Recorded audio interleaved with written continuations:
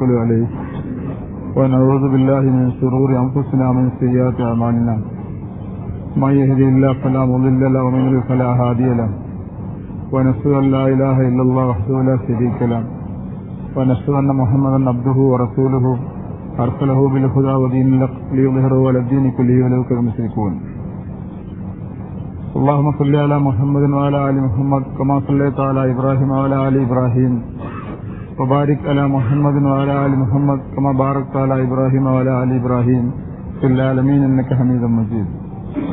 أما بعد فإن خير الكلام كلام الله وخير سنن محمد صلى الله عليه وسلم وشر الأمور محدثاتها وكل بدعة ضلالة. أيها الإخوان أوصيكم وإياي بتقوى الله. സഹോദരന്മാരെ, പടച്ചവനെ ഭയപ്പെട്ടുകൊണ്ട് ജീവിക്കുവാൻ വസിയത്ത് ചെയ്യട്ടെ. ആദ്യം ഞാനിന്ന് ആയിഷ റളിയല്ലാഹു അൻഹ പറഞ്ഞ ഒരു വാചകം ഉദ്ധരിക്കട്ടെ. ആദ്യം കാനത്ത് ഖുറൈശ് തസൂമു ആശൂറ ഫിൽ ജാഹിലിയ്യ വകാന റസൂലുള്ളാഹി സ്വല്ലല്ലാഹു അലൈഹി വസല്ലം യസൂമുഹു വബഅദമാ ഹാജറ ഇൽ മദീന സാമഹു വഅമറ ബിസിയാമിഹി വലമ്മാ ഫുരിദ ശഹ്റു റമളാൻ ഖാല മൻ ശാഅ സാമഹു വമൻ ശാഅ തറകഹു. ആയിഷ റളിയല്ലാഹു അൻഹ പറയുന്ന ഒരു വാചകം ബുഖാരിയിലും മറ്റും കാണുന്നത് ഇങ്ങനെയാണ്: കാനത്ത് ഖുറൈശികള് തസൂമു ആശൂറ, അവര് മുഹറം 10 നോമ്പ് നോൽക്കാറുണ്ടായിരുന്നു. ഫിൽ ജാഹിലിയ കാലഘട്ടത്തിൽ, ഇസ്ലാമിന് മുമ്പ് തന്നെ. കാന റസൂലുള്ളാഹി സ്വല്ലല്ലാഹു അലൈഹി വസല്ലം യസൂമുഹു, നബി സല്ലല്ലാഹു അലൈഹി വസല്ലം നോൽക്കാറുണ്ടായിരുന്നു. ആയിഷ പറയുമ്പോൾ പ്രവാചകനായതിനു ശേഷം നബിയെ നോൽക്കാറുണ്ടായിരുന്നു എന്നാണ് ആശയം. ഫലമ്മ ഹാജറ ഇലൽ മദീന, നബി മദീനയിലേക്ക് ഹിജറ വന്നതിന് ശേഷവും സാമഹു മുഹറം 10 നോമ്പ് നോൽക്കാറുണ്ട്. വഅമറ ബിസിയാമിഹി, ആ നോൽക്കാൻ വേണ്ടി കൽപ്പിക്കുകയും ചെയ്യാറുണ്ടായിരുന്നു. ഫലമ്മ ഫുരിദ ശഹ്റു റമളാൻ, റമളാനിലെ നോമ്പ് നിർബന്ധമാക്കപ്പെട്ടപ്പോ കാല നബി സല്ലല്ലാഹു അലൈഹി വസല്ലം പറഞ്ഞു മൻഷാ സാമഹു വമൻഷാ തറക, ആവശ്യമുള്ളവർക്ക് നോൽക്കാം, മറ്റുള്ളവർക്ക് ഉപേക്ഷിക്കുകയും ചെയ്യാം എന്ന് പറയുകയും ചെയ്തു എന്നൊരു വാചകം ആയിഷ റളിയല്ലാഹു റിപ്പോർട്ട് ചെയ്യുന്നുണ്ട്. എന്താ ഇവിടം കൊണ്ട് തുടങ്ങുന്നതെന്ന് ചോദിച്ചാൽ, ഇന്നലെ മുഹറം 10 ആയിരുന്നല്ലോ, അതുകൊണ്ടാണ്. കഴിഞ്ഞ ആഴ്ച ഇതുമായി ബന്ധിപ്പിച്ച ചില കാര്യങ്ങൾ പറയുകയും ചെയ്തു. ഈ വാചകത്തിൽ ആയിഷയുടെ വാചകത്തിൽ നിന്ന് മനസ്സിലാകുന്നത് എന്താന്ന് പറഞ്ഞാല്, മുഹറം 10 നോമ്പ് ഒരു ആചാരമായി, ഒരു അനുഷ്ഠാനമായി മക്കയിലെ മുശ്രിക്കുകൾ പണ്ടുകാലം മുതലേ നടത്തി വരാറുണ്ടായിരുന്നു എന്നും, നബി സല്ലല്ലാഹു അലൈഹി വസല്ലം മക്കയിൽ ജീവിക്കുന്ന കാലഘട്ടത്തിൽ തന്നെ ഈ നോമ്പ് നോൽക്കാറുണ്ടായിരുന്നുവെന്നും, ഹിജറ കഴിഞ്ഞ് മദീനയിൽ വന്നപ്പോ മുഹറം 10 നോമ്പ് നോൽക്കുക മാത്രമല്ല, നോൽക്കണമെന്ന് സഹാബികളോട് നിർദ്ദേശിക്കുകയും ചെയ്തിരുന്നു എന്നും മനസ്സിലാവുന്നു. റമളാനിൽ നോമ്പ് നിർബന്ധമാക്കപ്പെട്ടപ്പോൾ നബി പറഞ്ഞു, നിർബന്ധമായ നോമ്പ് പഠിച്ചില്ല, റമളാനിലാണ്, അതുകൊണ്ട് മുഹറം 10 നോമ്പ് സുന്നത്താണ്, ഇഷ്ടമുള്ളവർക്ക് നോൽക്കുകയും നോൽക്കാതിരിക്കുകയും ചെയ്യാം എന്ന് പറഞ്ഞു. മുസ്ലിം ഉദ്ധരിക്കുന്ന ഒരു ഹദീസിൽ ഇങ്ങനെ വാചകം കാണുന്നു: ബാദമാ ഖദിമ റസൂലുള്ളാഹി സ്വല്ലല്ലാഹു അലൈഹി വസല്ലം മദീന വജദൽ യഹൂദി യസൂമൂന ആശൂറ ഫസുഇലു അൻ ഹാദാ ഖാലു ഹാദാ അൽ-യൗമു അല്ലദീ അൽഹറ അല്ലാഹു ഫീഹി മൂസ അലൈഹിസ്സലാം വബനി ഇസ്രായീൽ അലാ ഫിർഔൻ. നബി സല്ലല്ലാഹു അലൈഹി വസല്ലമയും സഹാബികളും ഹിജറ കഴിഞ്ഞ് മദീനയിൽ വന്നപ്പോ യഹൂദികൾ ഈ മുഹറം 10 നോമ്പ് നോൽക്കുന്നതായി കണ്ടു. അപ്പൊ അവരോട് ചോദിക്കപ്പെട്ടു, നബി ചോദിച്ചു എന്നല്ല, സഹാബികൾ ആരോ ചോദിച്ചു, എന്തിനാണ് നിങ്ങൾ ഈ ദിവസം നോമ്പ് നോൽക്കുന്നത് എന്ന്. അപ്പോൾ അവര് പറഞ്ഞു, ഹാദൽ യൗം, ഈ ദിവസത്തിലാണ് അല്ലദീ അൽഹറല്ലാഹു ഫീഹി മൂസ വബനി ഇസ്രായീൽ അലാ ഫിർഔൻ, മൂസാ നബി അലൈഹി ഇസ്ലാമിനെയും ഇസ്രായേൽ സന്തതികളെയും ഫറോവയ്ക്കെതിരിൽ അള്ളാഹു രക്ഷിച്ച, വിജയിപ്പിച്ച, ആ മുക്കിക്കൊന്ന സംഭവം നടന്നത് ഈ ദിവസത്തിലാണ്, അതിന്റെ നന്ദിയായിട്ടാണ് ഞങ്ങൾ ഈ ചെയ്യുന്നത് എന്ന് യഹൂദികൾ മറുപടി പറഞ്ഞു. നബിയോടല്ല, ചോദിച്ച സഹാബികളോട്. ബുഖാരിയിൽ ഇതിന്റെ തുടർച്ചയായി കാണുന്നൊരു വാചകമുണ്ട്. അപ്പൊ നബി സല്ലല്ലാഹു അലൈഹി വസല്ലം പറഞ്ഞു, നഹ്നു അഹഖു ബി മൂസ മിൻഹും, മൂസയോട് അവരെക്കാൾ ഏറ്റവും അടുത്ത ബന്ധമുള്ളവർ നമ്മളാണല്ലോ. മൂസാ നബി അലൈഹി ഇസ്ലാമിന്റെ ഏറ്റവും അടുത്ത അനുയായികൾ നമ്മളാണ്, മൂസയെ അംഗീകരിക്കുന്നവർ നമ്മളാണ്. അതുകൊണ്ട് മുഹറം 10 നോമ്പ് നോൽക്കാൻ ജൂതന്മാരെക്കാൾ ഏറെ അർഹർ നമ്മളാണ് എന്ന് പറയുകയും ചെയ്തു. മുഹറം 10 നോമ്പ് സുന്നത്താണ് എന്ന് പറയാൻ വേണ്ടിയല്ല ഞാനിത് പറഞ്ഞത്, അത് നിങ്ങൾക്കറിയാം, നിങ്ങൾ നോട്ടവരാണ്, കഴിഞ്ഞ ആഴ്ച പറയുകയും ചെയ്തു. മുഹറം 10 അന്നാണ് മൂസാ നബി അലൈഹി ഇസ്ലാമിനെയും ഇസ്രായേലിനെയും റബ്ബ് സുബ്ഹാനഹു വ തആല ഫറോവയുടെ ഉപദ്രവങ്ങളിൽ നിന്ന് രക്ഷിച്ച ആ മഹാസംഭവമുണ്ടല്ലോ, കടൽ പിളർത്തി സംരക്ഷിച്ച സംഭവം, ആ മഹാസംഭവം നടന്നത് ഒരു മുഹറം 10 എന്ന് നാം പറയുന്നതിന്റെ രേഖ തെളിവ് നിങ്ങളുടെ മുന്നിൽ അവതരിപ്പിച്ചതാണ്. ഖുർആൻ ആയത്തുകൾ ഏതെങ്കിലും പഠിപ്പിക്കുന്ന നേരത്ത് നേർക്കുനേരെ നബി പറഞ്ഞതല്ല അത് മുഹറം 10-നാണ്. മുഹറം 10 നോമ്പ് യഹൂദികളോട് ചോദിച്ചു പഠിച്ച് ചെയ്തതുപോലെ നബി മക്കയിൽ വെച്ച് നോൽക്കാറുണ്ട്. മദീനയിൽ വന്നപ്പോൾ മുഹറം 10 നോറ്റ് ശീലിച്ച സഹാബികള് മദീനയിൽ വെച്ച് നോൽക്കുന്നത് കണ്ടപ്പോ അവർ അത്ഭുതത്തോടെ ജൂതന്മാരോട് ചോദിച്ചു, നിങ്ങളെന്തിനാ കൂട്ടരെന്ന് നോൽക്കുന്നത്? അപ്പൊ മനസ്സിലാകുന്നത് മുഹറം 10 നോമ്പ് എന്തിനാണ് നോൽക്കുന്നത് എന്ന് സഹാബികളിൽ പലരും നേരത്തെ മനസ്സിലാക്കിയിട്ടുണ്ടാവില്ല. നബിക്കറിയാമായിരിക്കാം, സഹാബികൾ പലരും മനസ്സിലാക്കിയിട്ടില്ല. അപ്പൊ അവര് പറഞ്ഞു, ഇന്നല്ലേ ആ അത്ഭുത സംഭവം നടന്നത്, മൂസാ നബി അലൈഹി ഇസ്ലാമിനെയും ജനങ്ങളെയും അല്ല രക്ഷിച്ച ദിവസം, അതിന് നന്ദിയായിട്ടാണ്. അപ്പൊ ആ സന്ദർഭം ഉപയോഗപ്പെടുത്തി നബി സഹാബികളെ കൊണ്ട് ഉറപ്പിച്ചു, നമ്മളാണ് അതിൽ കൂടുതൽ അർഹരും യോഗ്യരും, അതുകൊണ്ട് മുഹറം 10 നോമ്പിന്റെ കാര്യത്തിൽ സുശാന്തി കാണിക്കുക, ശ്രദ്ധ കാണിക്കുക എന്ന് പറഞ്ഞു. ഇവിടെ ചോദ്യം ഇതാണ് തലയിലേക്ക്. മൂസാ നബി അലൈഹി ഇസ്ലാമിനെ ഫറോവയുടെ ഉപദ്രവത്തിൽ രക്ഷിച്ച ആ സംഭവമൊന്നും ഞാൻ വിശദീകരിക്കുന്നില്ല. ചെങ്കടൽ പിളർത്തി കൊണ്ടുപോയ സന്ദർഭം നിങ്ങൾ ഓർമ്മയിലുണ്ട്, അറിയാം. അള്ളാഹു അയച്ച അമ്പിയാക്കന്മാർ അലൈഹിമുസ്സലാത്തു വസ്സലാം, ആ അമ്പിയാക്കന്മാരെ ശത്രുക്കളുടെ പീഡനങ്ങളിൽ നിന്ന് ആ അമ്പിയാക്കന്മാരെയും അവരുടെ ജനങ്ങളെയും രക്ഷിച്ച ഒരൊറ്റപ്പെട്ട സംഭവം മാത്രമേ ലോകത്തുണ്ടായിട്ടുള്ളൂ. ഈ ഒരു മൂസാ നബി അലൈഹി ഇസ്ലാമിന്റെയും ഫറോവയുടെ സന്ദർഭം മാത്രം. ബാക്കി നബിമാർക്കൊക്കെ ഇങ്ങനെ സംഭവിച്ചില്ലേ പലർക്കും? പക്ഷെ അതിന്റെ വല്ലതിന്റെയും സ്മരണയായി വല്ല നോമ്പോ വല്ലതും പഠിത്തം നിർബന്ധാക്കിയോ? നമ്മളോട് പറഞ്ഞ നോമ്പ് ഒന്ന് റമദാനാ, അത് ഖുർആന്റെ അവതരണമായിട്ട് ബന്ധപ്പെട്ടിട്ടല്ലേ. പിന്നെ അറഫ നോമ്പ, അത് ഹജ്ജായിട്ട് ബന്ധപ്പെട്ടതാണല്ലോ. ഏതെങ്കിലും ഒരു പ്രവാചകന്റെ ജീവിതത്തിൽ നടന്ന പടച്ചു തമ്പുരാന്റെ ഒരു വല്ലാത്ത സഹായം, ആ സഹായത്തെ ബന്ധിപ്പിച്ചുകൊണ്ട് തലമുറകളോട് നോമ്പ് നോൽക്കാൻ പറഞ്ഞ ഒരു ഉദാഹരണം വേറെ കാണാണ്ടോ? ഇല്ല, ഇത് മാത്രമേ ഉള്ളൂ. അപ്പൊ ഈ നോമ്പൊരു പഴക്കമുണ്ട്. എത്ര കാലത്ത്? മൂസാ നബി അലൈഹി ഇസ്ലാമിന്റെ കാലഘട്ടം മുതൽക്കുള്ള പഴക്കമുണ്ട്. ഏതാണ്ട് BC 2000 ആണ്ടോ അങ്ങനെയൊക്കെയാണ് ചരിത്രകാരന്മാർ പറയാറുള്ളത് മൂസാ നബിയുടെ കാലഘട്ടമായിട്ട്. അല്ലാഹു ആലം, എത്രയാവട്ടെ, ആയിരങ്ങൾക്ക് വർഷങ്ങളുടെ പഴക്കമുണ്ടത്. അപ്പൊ ആ ഒരു സംഭവത്തെ കുറിച്ചുകൊണ്ടൊരു നോമ്പ് മുൻ ശരീഅത്തുകളിൽ നിർബന്ധമാക്കുകയും അത് തുടർന്ന് വന്നിട്ട് ജാഹിലി അറബികളിൽ വരെ നടപ്പിൽ വരികയുണ്ടായി. ജാഹിലി മക്കയിലെ ആളുകൾ വരെ അവർ വരെ നിലനിൽക്കുകയും ചെയ്തിട്ട് പിന്നീട് അത് ഏറ്റെടുത്തുകൊണ്ട് അള്ളാന്റെ വഹീനാൽ ഏറ്റുപെടുന്നതുകൊണ്ട് നബി സല്ലല്ലാഹു അലൈഹി വസല്ലമയും സഹാബികളും ഏറ്റുപറഞ്ഞ് ലോകാവസാനം വരെ മുസ്ലിങ്ങൾ കൊണ്ടു നടക്കാൻ മാത്രം പടച്ചവൻ ആ സന്ദർഭത്തെ ഓർമ്മിപ്പിക്കുന്നുവെങ്കിൽ അള്ളാന്റെ പക്കൽ ആ സംഭവത്തിന് അത്ര ഗൌരവമുണ്ടെന്നാണ് ഇതിന്റെ അർത്ഥം. മൂസാ നബി അലൈഹി ഇസ്ലാമിന്റെ ജനതയെ ഫിറോന്റെ ഉപദ്രവത്തിൽ രക്ഷിച്ചതിന് അള്ളാഹു അത്ര വലിയ പ്രാധാന്യം കൽപ്പിക്കുന്നുണ്ടെന്നാണല്ലോ. അത് പറയാൻ വേണ്ടിയിട്ടാണ് ഞാൻ ഇത്രയും പറഞ്ഞത്. ഒരു കാര്യം കൂടി കൂട്ടി വായിക്കാം. കഴിഞ്ഞ ജനസമൂഹങ്ങളുടെ ചരിത്രങ്ങൾ ഖുർആൻ പറയുമ്പോ ഖുർആൻ ഇങ്ങനെ ഒന്നായിട്ട് മറിച്ചു വെച്ചാൽ ചില പ്രത്യേക വ്യക്തികള്, ചില പ്രത്യേക സംഭവങ്ങളൊക്കെ ഖുർആൻ ഇങ്ങനെ പ്രത്യേകം പെരുക്കി പറഞ്ഞതായി കാണും. ഇപ്പോ ഫറോവ മൂസാ നബിയുടെ കാലത്തെ, ഇബ്രാഹിം നബി അലൈഹി ഇസ്ലാമിന്റെ കാലത്തെ നമ്രൂദ്, അങ്ങനെ യാസീനിൽ പറഞ്ഞ 2-3 പ്രവാചകന്മാരായപ്പെട്ട സന്ദർഭം, ആ ഒരു ഗുഹാവാസികളുടെ സന്ദർഭം, അങ്ങനെ കുറെ കാര്യങ്ങൾ മാത്രം ഇങ്ങനെ പെരുക്കി പറഞ്ഞതായി കാണും, ഇങ്ങനെ തെരഞ്ഞെടുത്ത് പറഞ്ഞതായിട്ട്. എന്തിനാ പഠിച്ചത് പറഞ്ഞത്? അതിൽ മനസ്സിലാക്കാൻ പറ്റുന്ന പ്രധാന പാഠം എന്താണെന്നറിയോ? ആ സംഭവങ്ങളൊക്കെ അതുകൊണ്ട് അവസാനിക്കുന്നതല്ല എന്നും, മുസ്ലിങ്ങൾ ജീവിക്കുന്ന പ്രദേശങ്ങൾ, വിശ്വാസികൾ ജീവിക്കുന്ന കാലഘട്ടങ്ങളിൽ അതിനോട് സാമ്യമുള്ള സന്ദർഭങ്ങൾ ആവർത്തിക്കപ്പെട്ട് വരുമെന്നും, ആ ആവർത്തിക്കപ്പെട്ട് വരുമ്പോൾ മുസ്ലിങ്ങൾക്ക് അതിനെപ്പറ്റൊരു ബോധമുണ്ടാവാനുമാണ് പറഞ്ഞു വെച്ചത്. മനസ്സിലായില്ല? ഫറോവ ഈ ഉണ്ടാവല് ലോകത്ത്, ഫറോവ ഉണ്ടാവില്ല, കഴിഞ്ഞു. ഈജിപ്ത് കൊണ്ട് ഭരിച്ച ഭരണാധികാരികളെയാണ് ഫറോവ എന്ന് പറയാ. ആ വംശവും അവസാനിച്ചു, അത് കഴിയുകയും ചെയ്തു. കഴിഞ്ഞുപോയൊരു ഫറോവയെപ്പറ്റി പഴി പറയാൻ വേണ്ടി മാത്രമാണോ ഖുർആൻ? നഅൂദുബില്ലാ, അങ്ങനെ ഇറക്കൂലല്ലോ. ആ ഫറോവയിൽ പടച്ചവൻ ചൂണ്ടിക്കാണിച്ച ദുർഗുണങ്ങൾ എന്താണോ, ആ ദുർഗുണങ്ങൾ മുഴുവൻ പകർത്തപ്പെടുന്ന ഫറോവമാർ പിന്നെയും ഭൂമിയിൽ പുനർജനിക്കുമുണ്ട്, ആവർത്തിച്ചുകൊണ്ടേയിരിക്കും. അപ്പോഴേ മുസ്ലിങ്ങൾ, വിശ്വാസികളായ ആളുകൾ ആ ഫറോവമാരെ തിരിച്ചറിയണം. ആ ഫറോവമാരെ തിരിച്ചറിഞ്ഞിട്ട് അവരുടെ മുമ്പിൽ മൂസ ആയതുപോലെ നിങ്ങൾ മൂസകളായി മാറണം അലൈഹിസ്സലാത്തു വസ്സലാം. അതാണല്ലോ പറഞ്ഞതിന്റെ പൊരുള്, അതാണ് ഇതിന്റെ പൊരുള്. അപ്പൊ നമുക്ക് പരിശോധിക്കണം, എന്ത് ഫിറോവിനെ പറ്റി ഖുർആൻ എന്താ പറഞ്ഞത്, ഫറോവയെ പറ്റി ഖുർആൻ എന്താ പറഞ്ഞത്.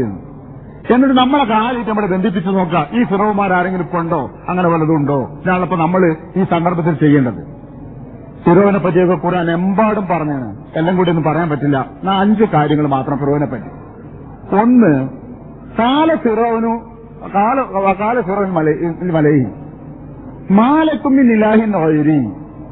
ഫിറോൻ ആ നാട്ടിലെ പ്രമാണികാരോട് പറഞ്ഞൊരു വാചകമുണ്ട്, ഓർമ്മിക്കുക. മാലക്കും മിൻ ഇലാഹിൻ, നിങ്ങൾക്കൊരു ആരാധ്യനുമില്ല, ഒരു ഞാനല്ലാതെ ഒരു ആരാധ്യനും ഇല്ല. ഖുർആനാണിത്. എന്റെ കൽപ്പന സ്വീകരിക്കണം, എന്റെ ഉത്തരവുകൾ സ്വീകരിക്കണം, ഞാൻ പാസാക്കുന്ന നിയമങ്ങൾ പാലിക്കണമെന്നല്ല. നിങ്ങളുടെ ആരാധ്യൻ ഞാനാണ്, നിങ്ങൾ ആരാധിക്കേണ്ടത് പ്രാർത്ഥിക്കുന്നതും എന്നെയാണ് എന്ന് ഫിറോൻ ആ നാട്ടിലെ ആളുകളോട് പറഞ്ഞു. തന്നെ ആരാധിക്കണമെന്ന് ആളുകളോട് പറഞ്ഞു.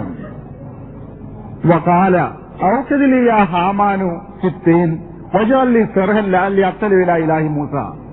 ഹാമാൻ എന്ന് പറയുന്ന തന്റെ മന്ത്രിയോട് അവൻ പറഞ്ഞു പോലും, നീ കളിമണ്ണ് ചൂടാക്ക്, എന്നിട്ട് ഇഷ്ടികയുണ്ടാക്കിയിട്ട് വലിയൊരു സ്തംഭമുണ്ടാക്കി, ഒരു ഗോപുരം ഉണ്ടാക്കി. ഞാൻ ആ ഗോപുരത്തിന്റെ മുകളിൽ കയറിയിട്ട് മൂസ പറയുന്ന ദൈവത്തെ ഒന്ന് എത്തി നോക്കട്ടെ, അവൻ കള്ളം പറയാനാണ് എനിക്ക് തോന്നുന്നത്. ഹാമാനെ ഒരു ഗോപുരം ഉണ്ടാക്കണം, ഒരു സൗധമുണ്ടാക്കി. എന്തിനാ? ആ ഉയരമുള്ള സൗധത്തിന്റെ മുകളിൽ കയറി ആകാശത്തേക്ക് പാളി നോക്കട്ടെ, എത്തി നോക്കട്ടെ, ഈ പറയുന്ന പടച്ചവൻ അവിടെ എങ്ങാനും ഉണ്ടോ, ഞാനല്ലാത്തൊരു പടച്ചവനുണ്ടോ എന്ന് നോക്കട്ടെ എന്നവൻ പറഞ്ഞുപോലും. അതാണ് അവൻ ധിക്കാരിയാണെന്നും അവൻ ദുർഗുണനാണെന്നും ഖുർആൻ പറയാനൊരു കാരണം. മറ്റൊരു കാരണം ഖുർആൻ പറഞ്ഞത്, ഇന്ന ഫിറോന അലാത്തില്ലർ, ഫിറോൻ ഈ ഭൂമിയിൽ വല്ലാതെ ഔന്നത്യം കാണിച്ചവനാ, വല്ലാണ്ട് ഔന്നത്യം. വജഅല അഹ്ലഹു ശിയാ, അവന്റെ ജനതയെ അവൻ പല കക്ഷികളാക്കി മാറ്റി. എന്നിട്ട് യസ്തലീഫു തായിഫത്തൻ മിന്നും, ഒരു കൂട്ടർ മറ്റൊരു കൂട്ടരെ ദ്രോഹിക്കുകയും ദുർബലപ്പെടുത്തുകയും ചെയ്യുന്ന രീതിയിൽ, ദുർബലരാക്കുകയും ചെയ്യുന്ന രീതിയിൽ. ഇതബ്ബി അബനാഹും വയസ്തഹീ നിസാഹും, ആൺമക്കളെ ജീവിക്കാൻ സമ്മതിച്ചില്ല, കൊന്നുകളഞ്ഞു, പെൺകുട്ടികളെ മാത്രം ജീവിക്കാൻ വിടുകയും ചെയ്തു ഇസ്രായേലിലെ. ഈ ആയത്തില് ഫിറോനെ വിശദീകരിക്കുന്ന ധിക്കാരം ചീത്ത സ്വഭാവം എന്താണ്? ജഅല അഹ്ലഹു ശിയാ, ഈജിപ്തിൽ താമസിക്കുന്ന തന്റെ പ്രജകളെ പല വിഭാഗങ്ങളാക്കി മാറ്റി. നിങ്ങൾ കിബിത്തികൾ, നിങ്ങൾക്ക് വേറെ നിയമം, ഇവർ ഇസ്രായേലിൽ ഇവർക്ക് വേറെ നിയമം എന്നിങ്ങനെ രണ്ട് തട്ടുകളാക്കി ആ ജനങ്ങളെ മാറ്റി. എന്നിട്ട് ഈ ഭരണവർഗത്തിന്റെ കൂടെ നിൽക്കുന്നവരെയും പ്രതിപക്ഷത്തിൽ നിൽക്കുന്ന ആളുകളെ ദ്രോഹിക്കുന്ന ഒരവസ്ഥയുണ്ടാക്കി. എങ്ങനെ? ഇസ്രായേൽ വംശത്തിലെ പെൺകുട്ടികളെ മാത്രം ജീവിക്കാൻ വെച്ചു, ആൺകുട്ടികളെ ജീവിക്കാൻ സമ്മതിച്ചില്ല, കൊന്നുകളഞ്ഞു. വനാദ ഫിറോവിന് ഫീ മലൈഹി ഫീ ഖൗമിഹി, ഫിറോൻ ഒരിക്കൽ ജനങ്ങളെ മുന്നിൽ വന്ന് ഉറക്കെ വിളിച്ചു പറഞ്ഞു, യാ ഖൗം, ജനങ്ങളെ, ഇന്ന ഹാദിഹിൽ അൻഹാർ അലൈസ ലി മുൽക്കു മിസ്ർ, ഈജിപ്തിന്റെ ആധിപത്യം എനിക്കല്ലേ ഉള്ളത്. വഹാദിഹിൽ അൻഹാർ തജ്രി മിൻ തഹ്തി, എനിക്ക് വേണ്ടിയല്ലേ ഈ നൈലും മറ്റ് നദികളും ഒഴുകുന്നത്. അഫലാ തുബ്സിറൂൻ, നിങ്ങൾക്ക് ചിന്തിച്ചുകൂടെ? അള്ളാഹു അയാളുടെ നാട്ടിന് നൽകിയ ഐശ്വര്യത്തെ തന്റെ മികവും കഴിവുമായി പ്രകടിപ്പിച്ചുകൊണ്ട് സംസാരമുണ്ട് അയാൾക്ക്. ഈ ഈജിപ്തിന്റെ അധിപൻ ഞാനല്ലേ, ഈ നദികൾ ഒഴുകുന്ന ആദിഹിൽ അൻഹാറു തജ്രി മിൻ തഹ്തി, എനിക്ക് വേണ്ടിയല്ലേ, എന്റെ കീഴിലല്ലേ ഈ നദികൾ ഒഴുകുന്നത്, നിങ്ങൾക്ക് ചിന്തിച്ചുകൂടെ എന്ന് പറയുന്ന സന്ദർഭമുണ്ടായി പോലും. മാത്രമല്ല, വ്യക്തിപരമായി മൂസാ നബി അലൈഹി ഇസ്ലാമിനെ തമ്മിൽ താരതമ്യം ചെയ്തിട്ട് ഞാനാണെന്ന് മെച്ചനാൻ പറഞ്ഞു. അമ്മന ഖൈറുൻ മിൻ ഹാദല്ലദീ മഹീനും വലാ യകാദി മഹീനും വലാ യകാദി യുബീൻ, മഹീൻ നിന്യനായ ഇവനേക്കാളേറെ, നൗദുബില്ല, മൂസാ നബി അലൈഹി ഇസ്ലാമിനെ അവൻ പറഞ്ഞത്. വലാ യകാദി യുബീൻ, സംസാരിച്ചാൽ വ്യക്തമായി സംസാരിക്കാൻ പോലും കഴിയാത്ത മൂസാ നബി അലൈഹി ഇസ്ലാമിന് സംസാരത്തിൽ അല്പം അവ്യക്ത വിക്ക് പോലെ ഉണ്ടായിരുന്നതാണല്ലോ. അപ്പോ നേർക്ക് നേരെ തുറന്നു വർത്തമാനം പറയാനും പോലും പറ്റാത്ത, ഒരു നല്ല കുടുംബത്തിൽ പുറക്കുക പോലും ചെയ്യാത്ത ഇന്യനായ ഇവനേക്കാളും എന്തുകൊണ്ട് യോഗ്യൻ ഞാനല്ല കൂട്ടരെ എന്ന് ചോദിക്കുന്നുണ്ട് അവൻ. മൂസാ നബി അലൈഹി ഇസ്ലാമിന്റെ വംശം അറിയപ്പെടുന്നത് പിന്നീടാണല്ലോ. കിട്ടിയ രൂപമൊക്കെ നിങ്ങൾക്കറിയാലോ.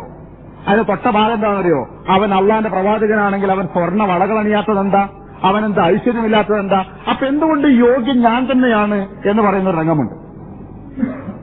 ആ മായാജാലക്കാരുമായുള്ള മത്സരം നടന്നപ്പോ മായാജാലക്കാരായ ആളുകൾ ആദ്യം മൂസാ നബിയിൽ വിശ്വസിച്ചു. പെട്ടെന്ന് അവർ ഈമാൻ ചൊല്ലി, തെളിവ് ചൊല്ലി. അപ്പൊ അവൻ ചോദിച്ചൊരു ചോദ്യമുണ്ട്, അത് ശരി, എന്നോട് സമ്മതം ചോദിക്കാതെ നിങ്ങൾ മുസ്ലിങ്ങളായോ? ഇന്നഹാദ മക്കറും മക്കർത്തുമോ ഫിൽ മദീന ലിതുഖ്രിജു അഹ്ലഹാ മിൻഹാ ലിതുഖ്രിജു മിൻഹാ അഹ്ലഹാ, ഇത് നിങ്ങളും മൂസയും കൂടി നടന്ന ഒത്തുകളിയാണ്. വേറെ സ്ഥലത്ത് പറഞ്ഞത് മൂസ നിങ്ങളെ ഉസ്താദാണ് സിഹിർ പഠിപ്പിക്കുന്നതിനാ. ശരിക്കും ഈ ഫിറോൻ അറിയാലോ മൂസ ഒരു സിഹിറും പഠിക്കാൻ പോയില്ല. കാരണം മൂസാ നബി അലൈഹി ഇസ്ലാം വളർന്നത് ഫിറോന്റെ കൊട്ടാരത്തിലാണ്. എവിടേക്കാ മൂസാ നബി അലൈഹി ഇസ്ലാം സിഹിർ പഠിക്കാൻ പോവുക? കൊട്ടാരത്തിൽ പഠിക്കുന്നവന് മുഴുവൻ ഇയാൾക്കറിയില്ലേ? ഇയാൾക്കറിയാം മൂസാ നബി അലൈഹി ഇസ്ലാം ഒരു സിഹിറും പഠിച്ചില്ല. പിന്നെന്തായാലും എന്താണ് അവിടെ തമ്മിൽ നടന്നൊരു കസപീശയിൽ പ്രശ്നത്തിൽ മൂസാ നബി അലൈഹി ഇസ്ലാം നാട് വിട്ടുപോയതാ. പിന്നെ 10 വർഷങ്ങൾക്ക് ശേഷം തിരിച്ചു വരാം. ഇതൊക്കെ മനുഷ്യന് നന്നായി അറിയാം. എന്നിട്ടും സത്യം മുന്നിൽ വന്നപ്പോൾ മനുഷ്യൻ എന്ത് ചെയ്തെന്നറിയോ? ഇതൊക്കെ ഒരു തരം തന്ത്രമാണ്, നിങ്ങൾ ഒപ്പിക്കുന്ന ഒരു കൂടപ്പണിയാണ്, അല്ല മൂസ നിങ്ങളുടെ ഉസ്താദാണ് സിഹിറിൽ എന്നെല്ലാം കൂടി പറയും ചെയ്തു. ഒന്ന് ഓടിയതാണ് ആയത്തുകളുടെ കൂടെ. ഒന്നിങ്ങനെ എടുത്തു നോക്കൂ ആയത്തുകളുടെ കൂട്ടത്തിൽ നിന്ന് മൂസാ നബി അലൈഹി ഇസ്ലാമിന്റെ ഫിറോവിന്റെ സ്വഭാവം മനസ്സിലാക്കാൻ. എന്തൊക്കെയാ പറഞ്ഞത്? ഒന്നാമൻ പറഞ്ഞത് ഞാനാണ് ദൈവം, ഞാനാണ് ഈശ്വരൻ എന്നൊക്കെ പറയുന്ന രംഗണ്ടായി. ഭഗവാൻ ഞാനാണ്, എന്റെ കൽപ്പന സ്വീകരിക്കണം മാത്രം, ഞാനാണ് ദൈവം. നമ്മൾ പരിശോധിച്ച് നോക്കാം, നമ്മളെ കാലത്ത് ഈ ഭഗവാന്മാർ ലോകത്തുണ്ടോ? നമ്മ ഫിറോനാണല്ലോ, ഇന്ത്യന്നല്ലേ നമ്മൾ തരണത്, ഭഗവാന്മാർക്ക് വല്ല കുറവുണ്ടോ? ഏത് കണ്ടോനെ പറ്റിയും ഭഗവാനാണ് ദൈവം എന്ന് പറയാൻ കുറെ ആളുകളും, അത് താൻ ഭഗവാനാണ് ദൈവമാണ് ഈശ്വരമാണെന്ന് ഈശ്വര അവതാരമാണെന്നോ പറയാൻ പറ്റിയ കുറെ മനുഷ്യന്മാരുടെ നാട്ടിൽ നിന്നാണ് വരുന്നത്. അപ്പോ ഫറോമാർ വീണ്ടും ജീവിച്ചിരിക്കുന്നു. ആ വാക്ക് തെറ്റിദ്ധരിക്കൂലല്ലോ, അതിന്റെ അർത്ഥം എന്താണുള്ളത്? ഫറോവയിൽ അതേ സ്വഭാവമുള്ള മനുഷ്യന്മാർ നാട്ടിലൊക്കെ ഉണ്ട്, ഭഗവാന്മാര് ഈശ്വരന്മാരായിട്ട് നടക്കുന്ന ആൾക്കാർ. മനുഷ്യൻ ദൈവമാക്കുകയും നമുക്കത് സങ്കല്പിക്കാൻ പോലും സാധിക്കുന്നില്ല. പക്ഷെ അത് ഉൾക്കൊള്ളുന്ന കുറെ മനുഷ്യന്മാരുണ്ട്. സാരല്ലിരുന്ന് ഹിന്ദുക്കളും മറ്റുള്ളവരുമാണെങ്കിൽ മുസ്ലിം സമുദായത്തിലെ ആളുകൾ വരെ ഈ തരം ഭഗവാന്മാരെ സന്നിധി പോയിട്ട് ഏറ്റുപാടുന്നു എന്ന് കാണുമ്പോഴാണ് നമ്മുടെ അവസ്ഥയുടെ പരിതാപകരമായ സ്ഥിതി ഓർമ്മ വരുന്നത്. ഇതിനോട് സാമ്യമുള്ള ചില അവസ്ഥ എന്താണെന്നറിയോ? ക്രിസ്തു മതത്തിലെ അച്ഛന്മാർ പറയാറ് ഞങ്ങളിൽ പരിശുദ്ധാത്മാവിന്റെ സാന്നിധ്യമുണ്ട് എന്നാണ്. പരിശുദ്ധാത്മാവ് എന്നുള്ള പരിഭാഷ പോലെ പറയാറ് ജിബ്രീലിനെ പറ്റിയാണ്.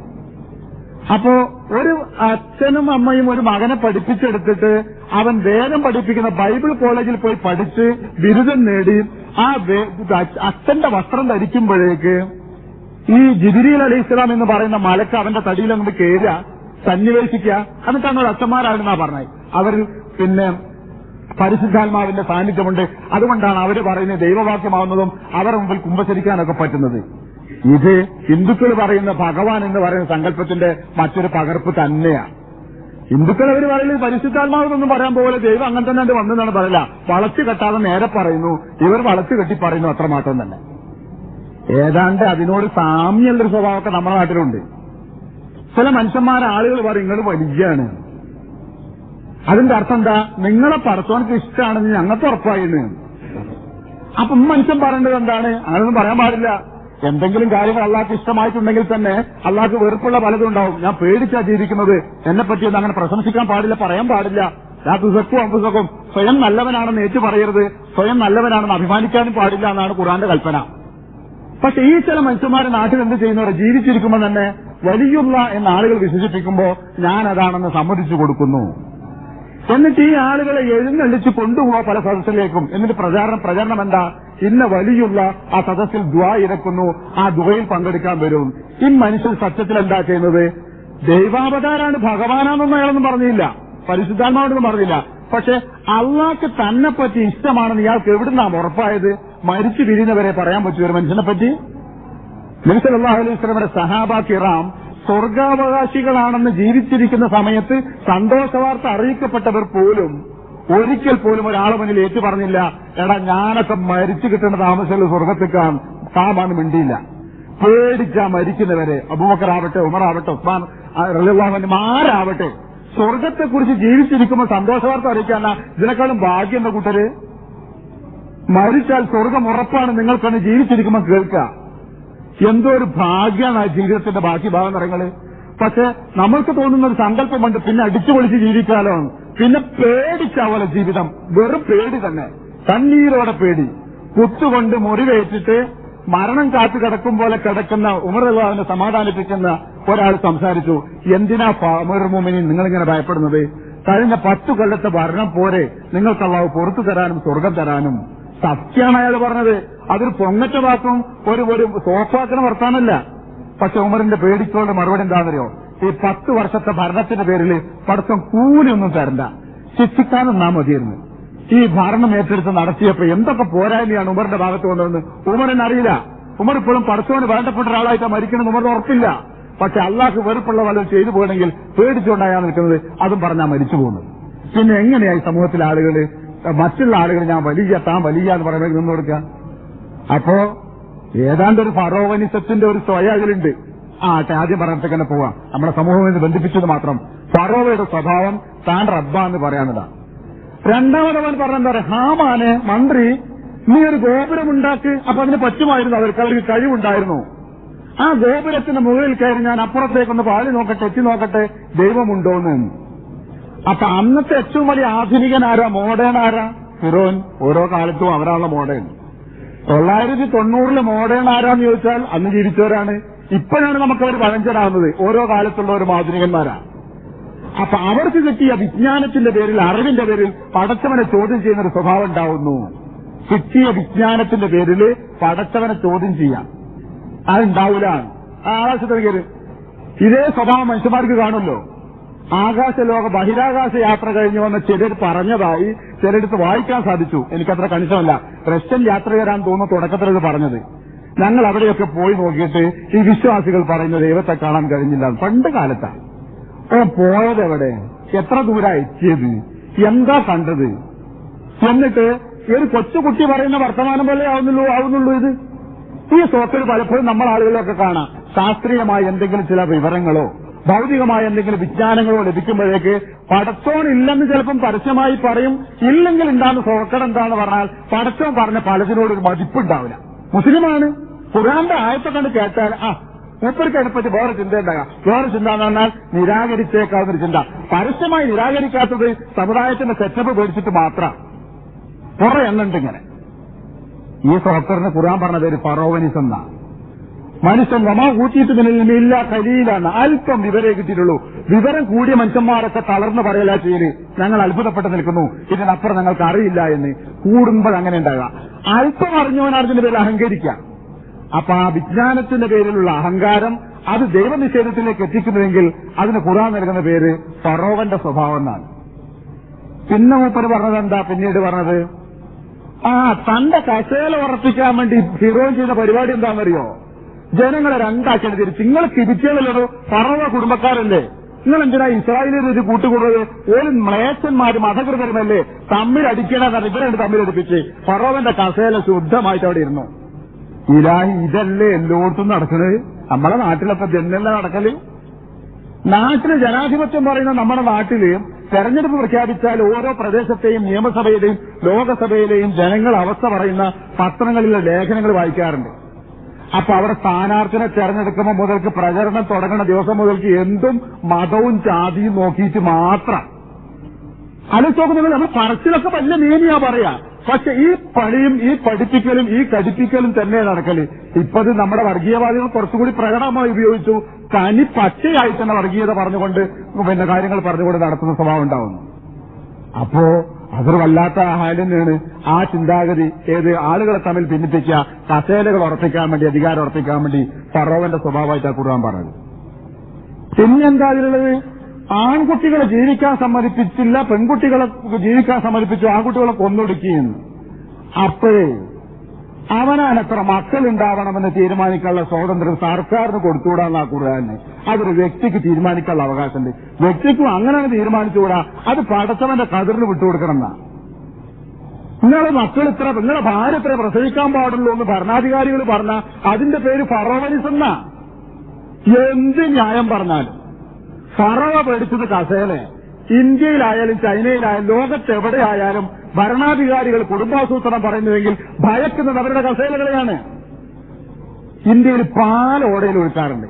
ഗോതമ്പും ധാന്യങ്ങളും ഗോഡൌണുകളിൽ കെട്ടിക്കിടന്ന് വിതരണം ചെയ്യാതെ ടൺ കണക്കിന് ഗോതമ്പും കടലിൽ ഒഴുക്കാറുണ്ട്, കത്തിച്ചു കളയാറുണ്ട്. തെറ്റായ ക്രമീകരണം കൊണ്ടും തെറ്റായ പരിപാടികൾ കൊണ്ടും. ഇന്ത്യയിൽ യാത്ര ചെയ്തിരുന്നവർക്കറിയാം, ഒരിക്കൽ പോലും മണ്ണും കിളയും കൊത്താത്ത എത്താത്ത കൃഷിക്ക് പറ്റുന്ന ഒരുപാട് പ്രദേശങ്ങൾ, നമ്മുടെയൊക്കെ ജില്ലകളോളം താലൂക്കുകളോളം വലിപ്പമുള്ള പ്രദേശം ഇന്ത്യയിൽ തരിശായി കിടക്കുന്നുണ്ട്. അത് പലതും ഇന്ത്യൻ പാർലമെന്റിലെ എംപിമാരുടെ സ്വകാര്യ സ്വത്താണ്. പലരും നമ്മുടെ താലൂക്കുകളെക്കാൾ വലിപ്പമുള്ള ഭൂപ്രദേശമുള്ളവരായി കൊമ്പന്മാര് പലരും, രാജകുടുംബത്തിൽപ്പെട്ടവരോ മറ്റു പലരും. കേരളത്തിലും ബംഗാളിലും മാത്രമാണ് ഈ ഭൂപരിഷ്കരണ നിയമങ്ങൾ നടന്നിട്ടുള്ളത്. ബാക്കി എവിടെയും നടന്നില്ല. എന്നിട്ട് കൃഷിയോഗ്യമായ ഏക്കർ കണക്കിന് ഭൂമികൾ, ഹെക്ടർ കണക്കിന് ഭൂമികൾ സ്വകാര്യ വ്യക്തികൾ കൈയടക്കി വെച്ചിട്ട് അത് അധ്വാനിക്കുന്ന ജനങ്ങൾക്ക് നൽകാതെ ഇന്ത്യയിൽ ഭക്ഷ്യധാന്യമില്ല, തിന്നാൻ കിട്ടൂല എന്നും പറഞ്ഞിട്ട് അവനാന്റെ മക്കൾ, ആവശ്യത്തിന് മക്കളും അതിന്റെ അപ്പുറം ഉണ്ടായിട്ട് ബാക്കിയുള്ളവന്റെ മക്കൾ പ്രസവിക്കാൻ പാടില്ല എന്ന് പറഞ്ഞത് ധിക്കാരവും ഫറോവനിസമാണ്. ഇത് മനസ്സിലാക്കാനുള്ള ബുദ്ധി മാപ്രജകൾ ഉണ്ടാവണ്ടേ?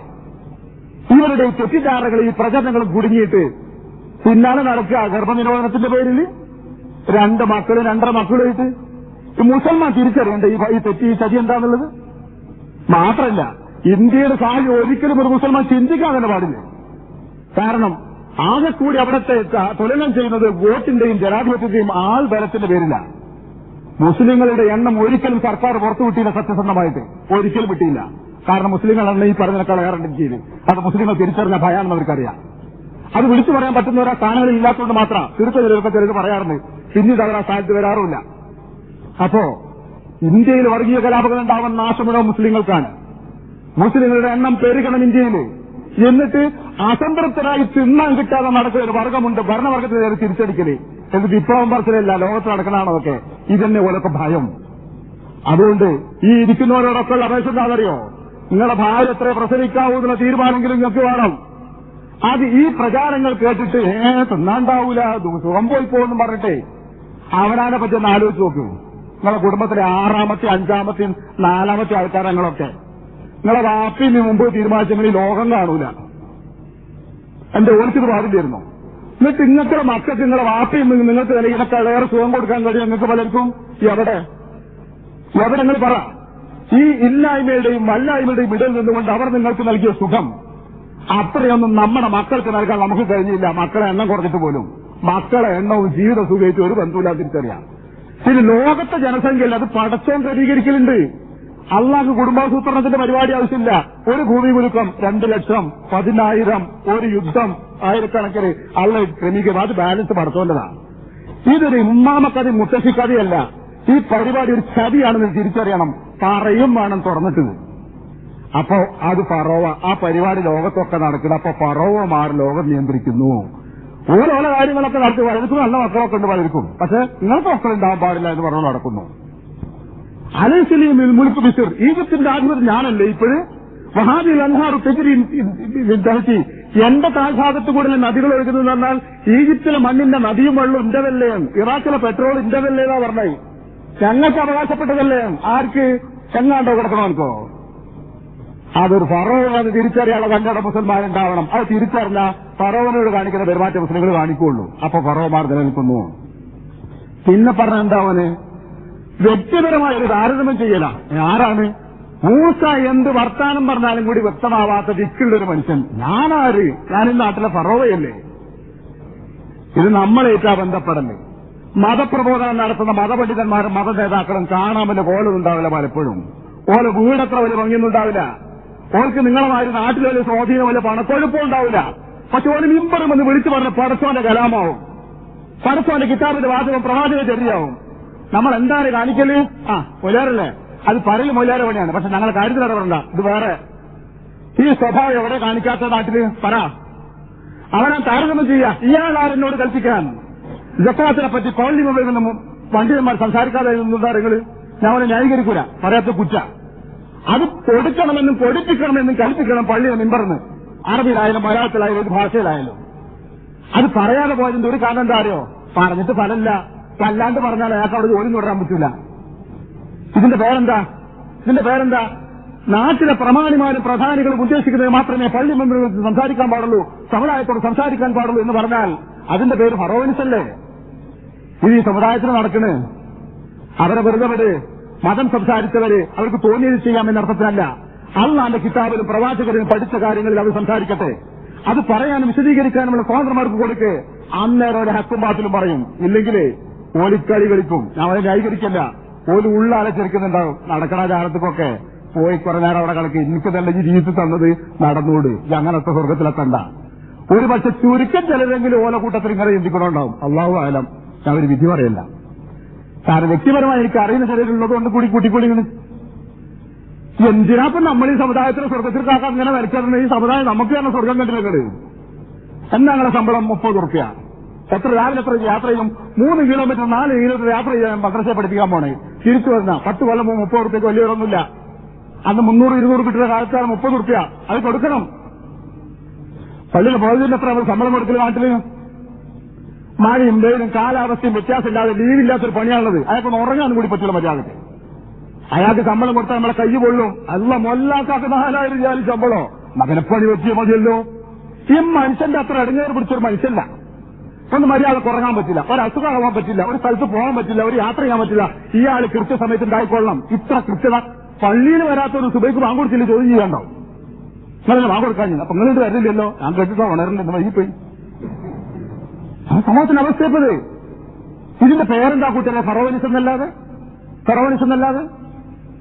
പിന്നെ ഖുർആൻ പറഞ്ഞു സത്യവും യാഥാർത്ഥ്യവും ഒക്കെ അങ്ങോട്ട് മനസ്സിലാക്കി, ശരിക്കും മനസ്സിലാക്കി. ഫിറോൻ അറിയാലോ മൂസ ഒരു സിഹിർ പഠിക്കാൻ ഒരു ദിവസം കൂടി കൊട്ടാരത്തിന് പോയിട്ടില്ല.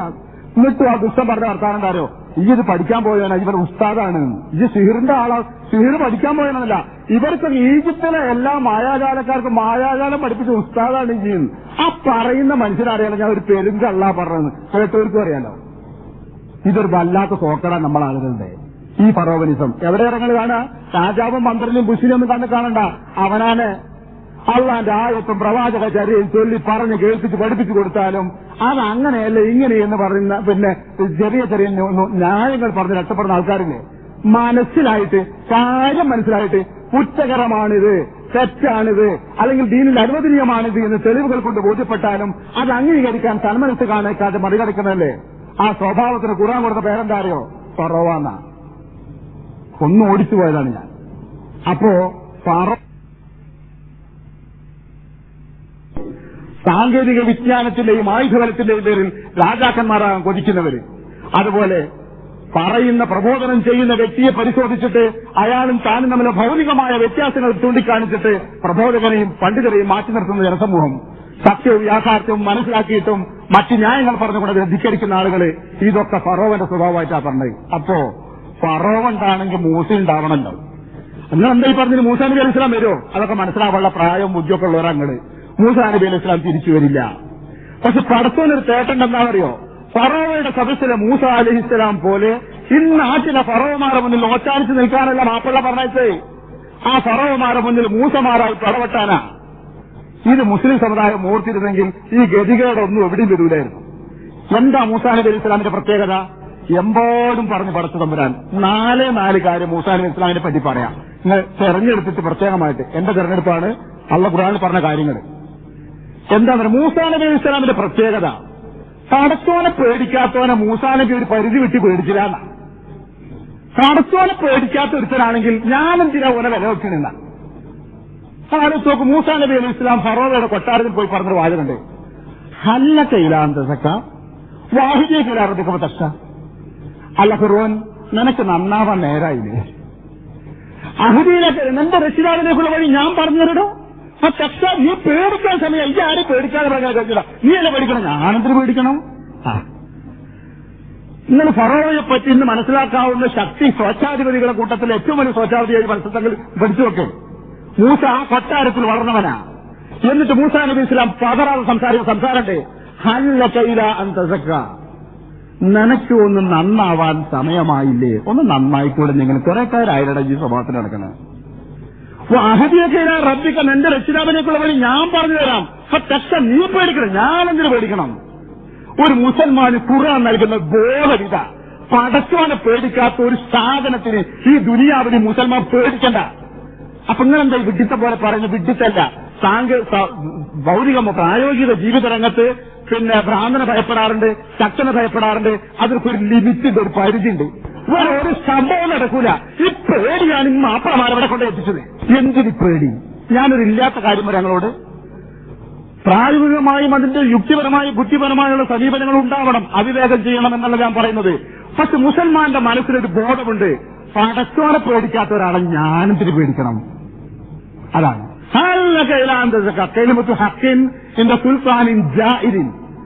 തോന്നിയാഴ്ച ഒരു ഭരണാധികാരിയുടെ മുമ്പിലാണെങ്കിൽ പോലും സത്യം തുറന്നു പറയാ. അതാണ് മുസൽമാന്റെ സ്വഭാവം. അഫ്ലുൽ ജിഹാദ് അതന്നെ പറയണ്ട. ഈ ചെയ്തത് ശരിയല്ല, എന്റെ നേതാവാണെങ്കിൽ പോലും ആ പ്രസ്താവന ശരിയല്ല, എന്റെ സുപ്രീം കോടതിയാണെങ്കിൽ പോലും ഈ ചെയ്ത തീരുമാനം ശരിയല്ല.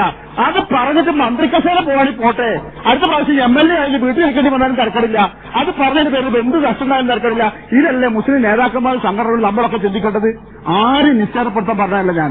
ഈ ഒരു ബോധം കണ്ട് ശക്തിയാവണില്ല. അതോട് തോന്നിയാ നമുക്കതുണ്ടാവുക. എന്തുണ്ടാവാനാ? എന്ത് സംഭവിക്കാനാ? ഒരുത്തൻ നമ്മുടെ കൂടെ ജോലി ചെയ്യുന്ന ഒരുത്തൻ ഓഫീസിലോ ഇവിടെയോ നാട്ടിലോ ഇസ്ലാമിന് ഇതിനെ അള്ളാഹിനെ ഒക്കെ ഇങ്ങനെ ചീത്ത പറഞ്ഞുകൊണ്ട് ഇപ്പോൾ പരിപാടി അതാണ്. അത് കഴിയുടെ കാമ പറഞ്ഞാൽ എന്തുണ്ടാവില്ല? എന്തുണ്ടാവാനാ? നേരെ നിർത്തണി. ഒന്നുകിൽ നേർക്ക് നേരെ കാര്യം മനസ്സിലാക്കാൻ വേണ്ടി ശ്രമിക്കാം. മനസ്സിലാക്കാത്ത കാര്യങ്ങളെ പറ്റി പറയരുത്. അതുകൊണ്ട് ഒന്നും ഉണ്ടാവില്ല, ഒന്നും സംഭവിക്കാനും പോണില്ല. അങ്ങനെയല്ല. എന്താ ബാങ്ക് വിളിക്കുന്നതിനെ പറ്റി നാട്ടിൽ സ്വാതന്ത്ര്യമുണ്ട്. അത് ഇഷ്ടമില്ലാത്ത കുറെ മനുഷ്യന്മാർ അതിനെപ്പറ്റി ഇങ്ങനെ വർത്തമാനം പറഞ്ഞു കൊടുക്കും. നിർത്തണവനോട് ബാങ്ക് വിളിക്കാൻ നിങ്ങൾ ആരുടെ അവസരമല്ല. ഇന്ത്യയുടെ സ്വാതന്ത്ര്യത്തിൽ രക്തം കൊടുത്തൊരു സമുദായത്തിന്റെ അവകാശികളാണ് ഞങ്ങൾക്ക് കിട്ടാനൊന്നും കിട്ടിയില്ല. കിട്ടിയത് ബാങ്കുളിക്കാനുള്ള സ്വാതന്ത്ര്യം, അതെങ്കിലും നടത്താൻ ഞങ്ങൾ സമ്മതിക്കില്ല, നിർത്തങ്ങൾ സമ്മതിക്കില്ല, ജീവൻ കൊടുക്കും ഞങ്ങള്. അതല്ല മുസൽമാന്റെ ഭാഗം. ശബ്ദമലിനീകരണം അല്ലേ നമ്മളും കൂടി പറയാം. ഇതെവിടുന്നാണ് ഈ താഴെ എവിടുന്നാരെങ്കിലും വരുന്നത്? മനസ്സിന്റെ അടിത്തട്ടിൽ അവരോടുള്ള അമിതമായ മതിപ്പ് ഖുർആനെ കണ്ട് ഇല്ലാതാക്കണേ. എനിക്ക് എപ്പോഴും നിങ്ങളോട് പറയണത് കൊമ്പനായ അബൂലഹബിനെ ചൂണ്ടി മക്കയിലെ തെരുവിൽ സാധാരണക്കാരായ സഹാബികളോട് നശിക്കട്ടെ, ഇവൻ നശിച്ചു കഴിഞ്ഞിരിക്കുന്നു. പ്രമാണി, ഖുറൈശി നേതാവ്, സമ്പന്നൻ, പണക്കാരൻ, ആളും ബഹളവും ആളും പിന്തുണക്കാരൻ നിറഞ്ഞു നിൽക്കുന്ന അബൂലഹബ് എന്ന ഭയങ്കര വ്യക്തി, അവനെ നോക്കി തെരുവിലൂടെ ഓടി നടന്നവർ നശിക്കട്ടെ, അവൻ നശിച്ചു കഴിഞ്ഞു. അതാ ഖുർആൻ എന്ന് നബിക്കും സഹാബികൾക്കും ശക്തി പോലില്ലാത്തൊരു കാലത്ത്. അതാ മൂസാ നബിന്റെ പ്രത്യേകത. അള്ളാനെ പേടിക്കണോ നമ്മൾ പേടിക്കണം, നിസ്കരിക്കുന്നവനും പടത്തോനെ പേടിക്കണോ നമ്മൾ പേടിക്കണം, അവനെ പേടിക്കണം, ഭയപ്പെടണം.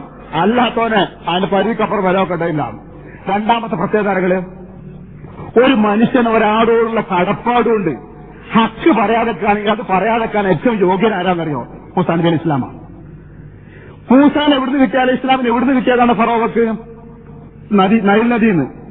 നൈൽ നദിയിൽ ഒഴുകിപ്പോയി കടലിൽ ചേർന്ന് മരിച്ചു പോയിരുന്ന ഒരു കുഞ്ഞിനെ നദിയിൽ നിന്ന് പെറുക്കിക്കൊണ്ടുവരാം. മുല കുടിക്കാത്തൊരു കുഞ്ഞിനെ സർക്കാരിന് ചെലവ് കൊടുത്തത്, കൊട്ടാരത്തിന് ചെലവ് കൊടുത്തത് പോറ്റി വളർത്താം, കൊട്ടാരത്തിന് ദത്തുപുത്രനായി വളർത്തിണ്ടാക്കുക. എന്തോ ഒരു കടപ്പാടാണ് മൂസാ നബി അലൈഹി ഇസ്ലാമിന് ഫറോവക്കുള്ളത്. എന്നിട്ട് അത് ഞാൻ പറയില്ല, ഭർത്തോനെ ഫിറോന്റെ കടപ്പാടുണ്ട്. അതാ ഭർത്തോനോട് പറഞ്ഞ് പോയി പറയാൻ പറഞ്ഞപ്പോ നീ അള്ളാനെ മാത്രം ആരാധിക്കണമെന്ന് തൗഹീദ് പറഞ്ഞപ്പോ ഫിറോൻ തിരിച്ചു ചോദിച്ചു, എടാ മൂസ, നീ എന്റെ കൊട്ടാരത്തിൽ വളർന്നവനല്ലേ, ഇതിപ്പോഴത്തെ ഒരു കുരുത്തക്കെട്ട് ചെയ്ത് ഓടിപ്പോയെന്നല്ലേ ഈ? എന്നിട്ട് അവസാനം ഇവിടെ വന്നിട്ട് എന്നെ ഉപദേശിക്കാൻ വരുന്നു എന്നത് സംസാരിച്ചു. ഈ സ്വരമുള്ള ആയത്തുകളുണ്ട്, അർത്ഥമുള്ള. അപ്പൊ മൂസാ നബിയുടെ ഒരു തിരിച്ചൊരു ചോദ്യമുണ്ട്. വതീൽക നിഅമതൻ തമുന്നുഹ അലയ്യ നബ്ബത ബനി ഇസ്രായീൽ. ഇസ്രായേൽ വംശത്തെ മുഴുവൻ അടിമകളാക്കി അവരെ പീഡിപ്പിച്ചു നിർത്തിയിട്ട് അതിൽപ്പെട്ട ഒരു മൂസാക്ക് സുഖം നൽകിയെന്നും പറഞ്ഞ പോലെ പോയിച്ചായി പറയുന്നത് മറ്റടാണ്. മനസ്സിൽ ഓർമ്മിച്ചു വെച്ച ഈ വാചകം, എന്റെ സമുദായത്തിൽപ്പെട്ടവരെ മുഴുവൻ അടിമകളാക്കി ദ്രോഹിച്ച് ഇത്രയും കാലം കൊണ്ട് ഫറോവ, ആ കൂട്ടത്തിലൊരു മൂസാക്ക് നീ തിന്നാൻ കൊടുത്തു എന്നത് ഒരു പുണ്യമായി എടുത്തു പറയുന്നുണ്ട്. ഇസ്രായേൽ എന്താ കൂട്ടരെ ഖുർആന്റെ ബന്ധതറകള്, കടപ്പാട് തീരുന്ന ഖുർആനോട് ആ വാചകങ്ങള്. നീ ഒരു സമുദായത്തെ മുഴുവൻ നശിപ്പിച്ച് തകർത്ത് നിർത്തിയിട്ട് അടിമകളാക്കി നിർത്തി ദ്രോഹിച്ചിട്ട് അതിൽപ്പെട്ടൊരു മൂസാക്ക് തിന്നാൻ കൊടുത്തത് വലിയൊരു കാര്യമായിട്ട് പറയുന്നോ? ഉണ്ടാണ്ടക്ക് ആൾക്ക് എനിക്കറിയാം, ഞാൻ പറയാനുള്ളത് പറയുന്നു. പഠിക്ക് ഈ മാതൃക, ഇമ്മാതൃക നമ്മൾ പലപ്പോഴും മിണ്ടാതിരിക്കുന്നതിന്റെ കാരണം എന്താ പറയുന്നത്? കടപ്പാട് വേറെന്ത്? ദുനിയാവിൽ പലരോടും കടപ്പാടുകളും നന്ദിയും കാണിക്കേണ്ടി വരും ഒരുപാട് ആളുകളോട്. ആ കടപ്പാടുകളും നന്ദികളും പടച്ചവൻ പഠിപ്പിച്ച സത്യങ്ങൾ വിളിച്ചു പറയാൻ, ന്യായങ്ങൾ വിളിച്ചു പറയാൻ തടസ്സാൻ പാടില്ല. അത് തടസ്സമാണെങ്കിൽ മൂസാക്ക് തടസ്സമാണ്, ഒരു തടസ്സമില്ല. വേറൊരു കാര്യമുണ്ട്, മുസ്ലിങ്ങളെ കൊന്നെടുക്കാൻ വേണ്ടി തീരുമാനിക്കുമ്പോ, മുസ്ലിങ്ങൾ അവകാശങ്ങൾ നിഷേധിക്കാൻ വേണ്ടി തീരുമാനിക്കുമോ, ഇന്ത്യയിൽ ഭരണകൂടങ്ങൾ എക്കാലത്തും ചെയ്യാറ് ആ മന്ത്രി മുസ്ലിം ആയിരിക്കും എന്നുള്ളതാണ്. അലിഗഡ് മുസ്ലിം സർവകലാശാല മുസ്ലിം എന്ന ന്യൂനപക്ഷ സ്വഭാവം എടുത്തുകളയാൻ തീരുമാനിച്ച സമയം ചരിത്രത്തിൽ പരിശോധിച്ച് നോക്കൂ. കഴിഞ്ഞ കാലത്ത് ഓർമ്മയിലുണ്ടല്ലോ, അന്നേരം ആ സ്ഥാനത്ത് മുസ്ലിമിനെ കൊണ്ടുവന്നിടും. മുസ്ലിങ്ങളെ ദ്രോഹിക്കാൻ തീരുമാനിക്കുമ്പോ മന്ത്രിസഭയിൽ മുസ്ലിമുണ്ടോ? ഞങ്ങൾ മുസ്ലിങ്ങളെ പരിഗണിക്കുന്നവരല്ലേ, ഏത് കുറ്റം കെട്ടവനും ചെയ്യുന്ന പരിപാടിയാണ്. പേരിനെങ്കിലും ഒരു മന്ത്രിസ്ഥാനം. അപ്പൊ ബാക്കിയുള്ള മുസ്ലിങ്ങളൊക്കെ ഓനങ്ങനെ മുസ്ലിങ്ങളെ എതിരൊന്നുമില്ല, കണ്ടില്ലേ? അതാ മൂസാ നബിയുടെ മറുപടി. ഈ സമുദായത്തെ മുഴുവൻ ദ്രോഹിക്കാനും കൊല്ലാനുമുള്ള എല്ലാ പ്ലാനുകളും ഭരിച്ചിട്ട് ആ കൂട്ടത്തിൽപ്പെട്ട ഒരുത്തിന് മന്ത്രിസ്ഥാനമോ ഒരു ചെയർമാൻ സ്ഥാനമോ കൊടുത്താൽ അതിൽ ചതിക്കപ്പെടുന്നതാണ് വിചാരിക്കുന്നത്. ആ ചതി ഞങ്ങളെടുത്ത് വേണ്ട എന്ന് പറയാനുള്ള ബോധം ഖുർആൻ പഠിച്ച മനുഷ്യന്മാരെടുത്തുണ്ടാവണം. അതിനാ പഠിച്ചവരെ പറഞ്ഞത്. മൂസാ നബി മഹാനാണ്. മൂന്നാമത്തെ അദ്ദേഹത്തിന്റെ പ്രത്യേക കാര്യങ്ങള്, അദ്ദേഹം ആ നാട്ടിലെ ആളുകളുമായി ഇടപെടന്ന് ജീവിക്കുന്ന സമയത്ത് മൂസാ നബി അലൈഹി ഇസ്ലാമിന്റെ പ്രാർത്ഥനയുടെ അടിസ്ഥാനത്തിലാണ് ആ നാട്ടില് പിന്നെ വിഷമങ്ങൾ ഉണ്ടാകുന്നുണ്ട്. പലപ്പോഴും വിഷമങ്ങൾ പറഞ്ഞാല് അള്ളാഹു ഫിറോനെയും കൂട്ടരെയും പരീക്ഷിക്കുന്നുണ്ട്. രക്തം കൊണ്ട് പരീക്ഷിച്ചു, തവള കൊണ്ട് പരീക്ഷിച്ചു, അങ്ങനെയൊക്കെ ഉണ്ടല്ലോ. പല ജാതി ബുദ്ധിമുട്ടുകൾ ആ നാട്ടിൽ കൊടുക്കുന്നുണ്ട്. അപ്പൊ ഈ ജാതി ബുദ്ധിമുട്ടുകളും വിഷമങ്ങളും എല്ലാം കൂടി ആ നാട്ടിലെങ്ങനെ ഉണ്ടാകുന്ന ഒരു നേരത്ത് മൂസാ നബി അലൈഹി ഇസ്ലാമിന്റെ അരികത്ത് വന്നിട്ടാണ് അവർ പറയാ, കാലു ദൂരന റബ്ബക്കയ്യ മൂസ ബിമാഹിദയിലേക്ക്, പടച്ചോൻ എനിക്ക് വാഗ്ദാനം ചെയ്തില്ല, നീ പറഞ്ഞാ പടച്ചോൻ കേൾക്കുന്നു, അതുകൊണ്ട് ഈ ആപത്തും ബുദ്ധിമുട്ടൊന്നും ഇല്ലാണ്ടാക്കി തീർക്കുക, ഈ ഒന്ന് ദ്വാരക്ക മൂസ എന്ന് പറയുമ്പോ മൂസാ നബി അലൈഹി ഇസ്ലാം എന്നാ ശരി, ഞാൻ അങ്ങനെ ദ്വാരക്ക, ഞാൻ അങ്ങനെ പ്രാർത്ഥിക്കാം എന്ന് പറഞ്ഞുകൊണ്ട് പ്രാർത്ഥിക്കുന്നത് കാണാം. ഫറോവക്കും ഇസ്രായേലിനെയും പറിച്ചും കിബിത്തികളെയും പറിച്ചും പരീക്ഷിക്കുക, അങ്ങനെ പല ജാതി പരീക്ഷണങ്ങൾ കൊണ്ട് പരീക്ഷിക്കുകയാണ്. അങ്ങനെ പൊറുതിമുട്ടുമ്പോൾ ഈ ആളുകൾ മൂസാനബിന്റെ അടുത്ത് നിന്നിട്ട് തന്നെ പറഞ്ഞു, മൂസ ഈ വിചാരിച്ച നിൽക്കുളിഞ്ഞ് പഠിച്ചവനോട് പ്രാർത്ഥിക്കുന്നു. അപ്പൊ മൂസാനബിന്റെ മനസ്സെന്താരങ്ങള് ഒരു ധിക്കാരത്തിന്റെ മനസ്സോ ഒരു ദേശത്തിന്റെ മനസ്സോ പകയൊന്നുമില്ല. ശരി, അള്ളാന്റെ ശിക്ഷയായിരുന്നു നിങ്ങൾക്ക്, നിങ്ങൾ പഠിക്കുകയും മനസ്സിലാക്കുകയും ചെയ്യുമെന്ന് നോക്കാൻ വേണ്ടിയിട്ട് ഏതായാലും നിങ്ങൾക്ക് ഇടങ്ങാറാവണം നിങ്ങൾക്ക് ആഗ്രഹമില്ല, ഇത്രയും അനുഭവിച്ചത് ഇനി പഠിച്ചവനായി നീക്കി കൊടുക്കുന്നത്. ആ പ്രവാചകന്റെ മനസ്സുണ്ടെങ്കിൽ ആ നാട് നശിക്കട്ടെ, നാട്ടുകാർ നശിച്ചു പോട്ടെ, അവർക്കെല്ലാ നാശങ്ങളും ഉണ്ടാവട്ടെ എന്ന ധ്വനിയില്ല. പകരം ആ നാട്ടിൽ നന്മകൾ ഉണ്ടാവട്ടെ, ആ നാട്ടിലെ ആളുകൾക്ക് വിഷമങ്ങളും ബുദ്ധിമുട്ടുകളും തീർന്നു പോകട്ടെ എന്ന് ചിന്തിക്കാനുണ്ടായത്. ഈ പറഞ്ഞ പാഠങ്ങൾക്ക് നമ്മുടെ നാട്ടിൽ വിലണ്ടല്ലോ, മൂസാ നബി ഇസ്ലാമിന്റെ സ്വഭാവങ്ങൾക്ക്. അതിന്റെ കാരണം മൂസാ നബി അലൈഹി ഇസ്ലാം കാണിച്ചതുപോലെ ആ പറഞ്ഞ വാക്കൊന്നും ഒതുക്കി നോക്കും നിങ്ങൾ. അദ്ദേഹം പറഞ്ഞ ചെയ്ത കാര്യങ്ങൾ മൂസാ നബി അലൈഹി ഇസ്ലാം ചെയ്തതുപോലെ എന്ത് ചെയ്യാ? അള്ളാഹു പടച്ചവനെ പേടിക്കാത്ത ഒന്നിനെയും ഒരു ശക്തികളെയും ഭരണകൂടങ്ങളായിരുന്നാലും ശരി ഭയപ്പെടാതിരിക്കുന്ന ഒരു സാഹചര്യം ഉണ്ടാവുക. പിന്നെ കടപ്പാടുകളും കടമകളും ബാധ്യതകളും ഒക്കെ പലരോടും ഉണ്ടാവുമെങ്കിലും ആ കടപ്പാടുകൾ സത്യവും ന്യായവും പറയുന്ന തടസ്സമാവാതിരിക്കാൻ വേണ്ടി ശ്രദ്ധിക്കുക. പിന്നെ പ്രബോധനം ചെയ്യുന്ന ജനങ്ങള്, പ്രബോധനം ചെയ്യപ്പെടുന്ന ആളുകള് അവരുടെ ഒരു പകയും ഉദ്ദേശവുമല്ല, പരസ്പരം അവരുടെ സ്നേഹവും കാണിക്കുന്ന ഒരു സാഹചര്യങ്ങൾ ഉണ്ടാവുക. അപ്പോ മൂസാ നബിന്റെ ആ പ്രവർത്തനത്തിനും ആ സ്വഭാവത്തിനും ഈ കാലത്ത് പ്രസക്തി ഉണ്ടെന്ന് മനസ്സിലാവുമല്ലോ. വല്ലാണ്ട് സമയം പോകുന്നതിനെ പേടിച്ചിട്ട് ഒതുക്കുകയാണ് ഞാൻ. അതെല്ലാം നീണ്ടുപോകുന്ന കഴിഞ്ഞ ദിവസങ്ങളിലൊക്കെ. ഇങ്ങനെ നമ്മളിപ്പോ സംസാരിച്ചാല് നമ്മളിവിടുന്ന് പിരിഞ്ഞു പോകുമ്പോൾ നമുക്ക് എന്തായി സംഭവത്തിന് മുകളിൽ പഠിക്കാനും മനസ്സിലാക്കാനും കിട്ടിയ ഈ സാഹചര്യത്തിൽ നിന്ന് ഓർക്കാൻ? ഈ സംഭവം നടന്നു, ഇങ്ങനെ ഉണ്ടായി, അള്ളാന്റെ മഹത്തായ അനുഗ്രഹം കൊണ്ട് എന്ത് മനസ്സിലാക്കാൻ പറ്റും? ഈ പറഞ്ഞതിലുപരിയായി ചിന്തിക്കാൻ പറ്റുന്ന 2-3 കാര്യങ്ങളുണ്ട്. ഒന്ന്, മൂസാ നബി അലൈഹി ഇസ്ലാമിന്റെ ആ യാത്ര ഉണ്ടല്ലോ, ഫിറോന്റെ മരിച്ചുപോലുണ്ടല്ലോ ആ ശിക്ഷ, അത് കഴിഞ്ഞ ആ രംഗത്തെക്കുറിച്ച് സൂറത്ത് ദുഖാനിൽ ഒരു വർണ്ണനുണ്ട്, ഒരു നല്ല വർണ്ണന. തെറക്കൂമിൻ ജന്നാത്തിൻ വയൂൻ വസുറൂൻ വമഖാമിൻ കരീം വനഅമത്തിൻ കാനൂ ഫീഹാ ഫാകിഹീൻ വകദാലിക അവറസ്നാഹാ ഖൗമൻ ആഖരീൻ ഫമാ ബഖത അലൈഹിമുസ് സമാഉ വൽ അർദു വമാ കാനൂ മുൻദരീൻ. അതായത് ആ കടലിനുള്ളിൽ ഫിറോന്റെ സൈന്യവും മുഴുവൻ മുക്കി കൊല്ലപ്പെട്ട് കഴിഞ്ഞു. അത് കഴിഞ്ഞിട്ട് അവർ രാത്രിയിൽ മൂസാ നബി അലൈഹി ഇസ്ലാമിനെ അനുയായികളെ പിടിക്കാൻ വേണ്ടി ഓടി വന്നിട്ട് പുലർച്ചെയാണ് ഈ ശിക്ഷ സംഭവിക്കുന്നത്. ആ ഉദിക്കാൻ നേരം ആ സംഭവിക്കുന്നത് വരെയുള്ള ആ സംഭവത്തിൽ ഈജിപ്തിൽ അവർക്ക് നഷ്ടപ്പെട്ടു പോയ സുഖങ്ങളെ പറ്റിയുള്ള പറഞ്ഞത് തെറക്കൂമിൻ ജന്നാത്തിൻ വയൂൻ, എത്ര തോട്ടങ്ങളും എത്ര അരുവികളും അവർ ഇട്ടേച്ചു പോന്നു. വസുറൂൻ വമഖാമിൻ കരീം, എത്ര കൃഷിസ്ഥലങ്ങളും എത്ര സുന്ദരമായ പാർപ്പിടങ്ങളും അവർക്കുണ്ടായിരുന്നു.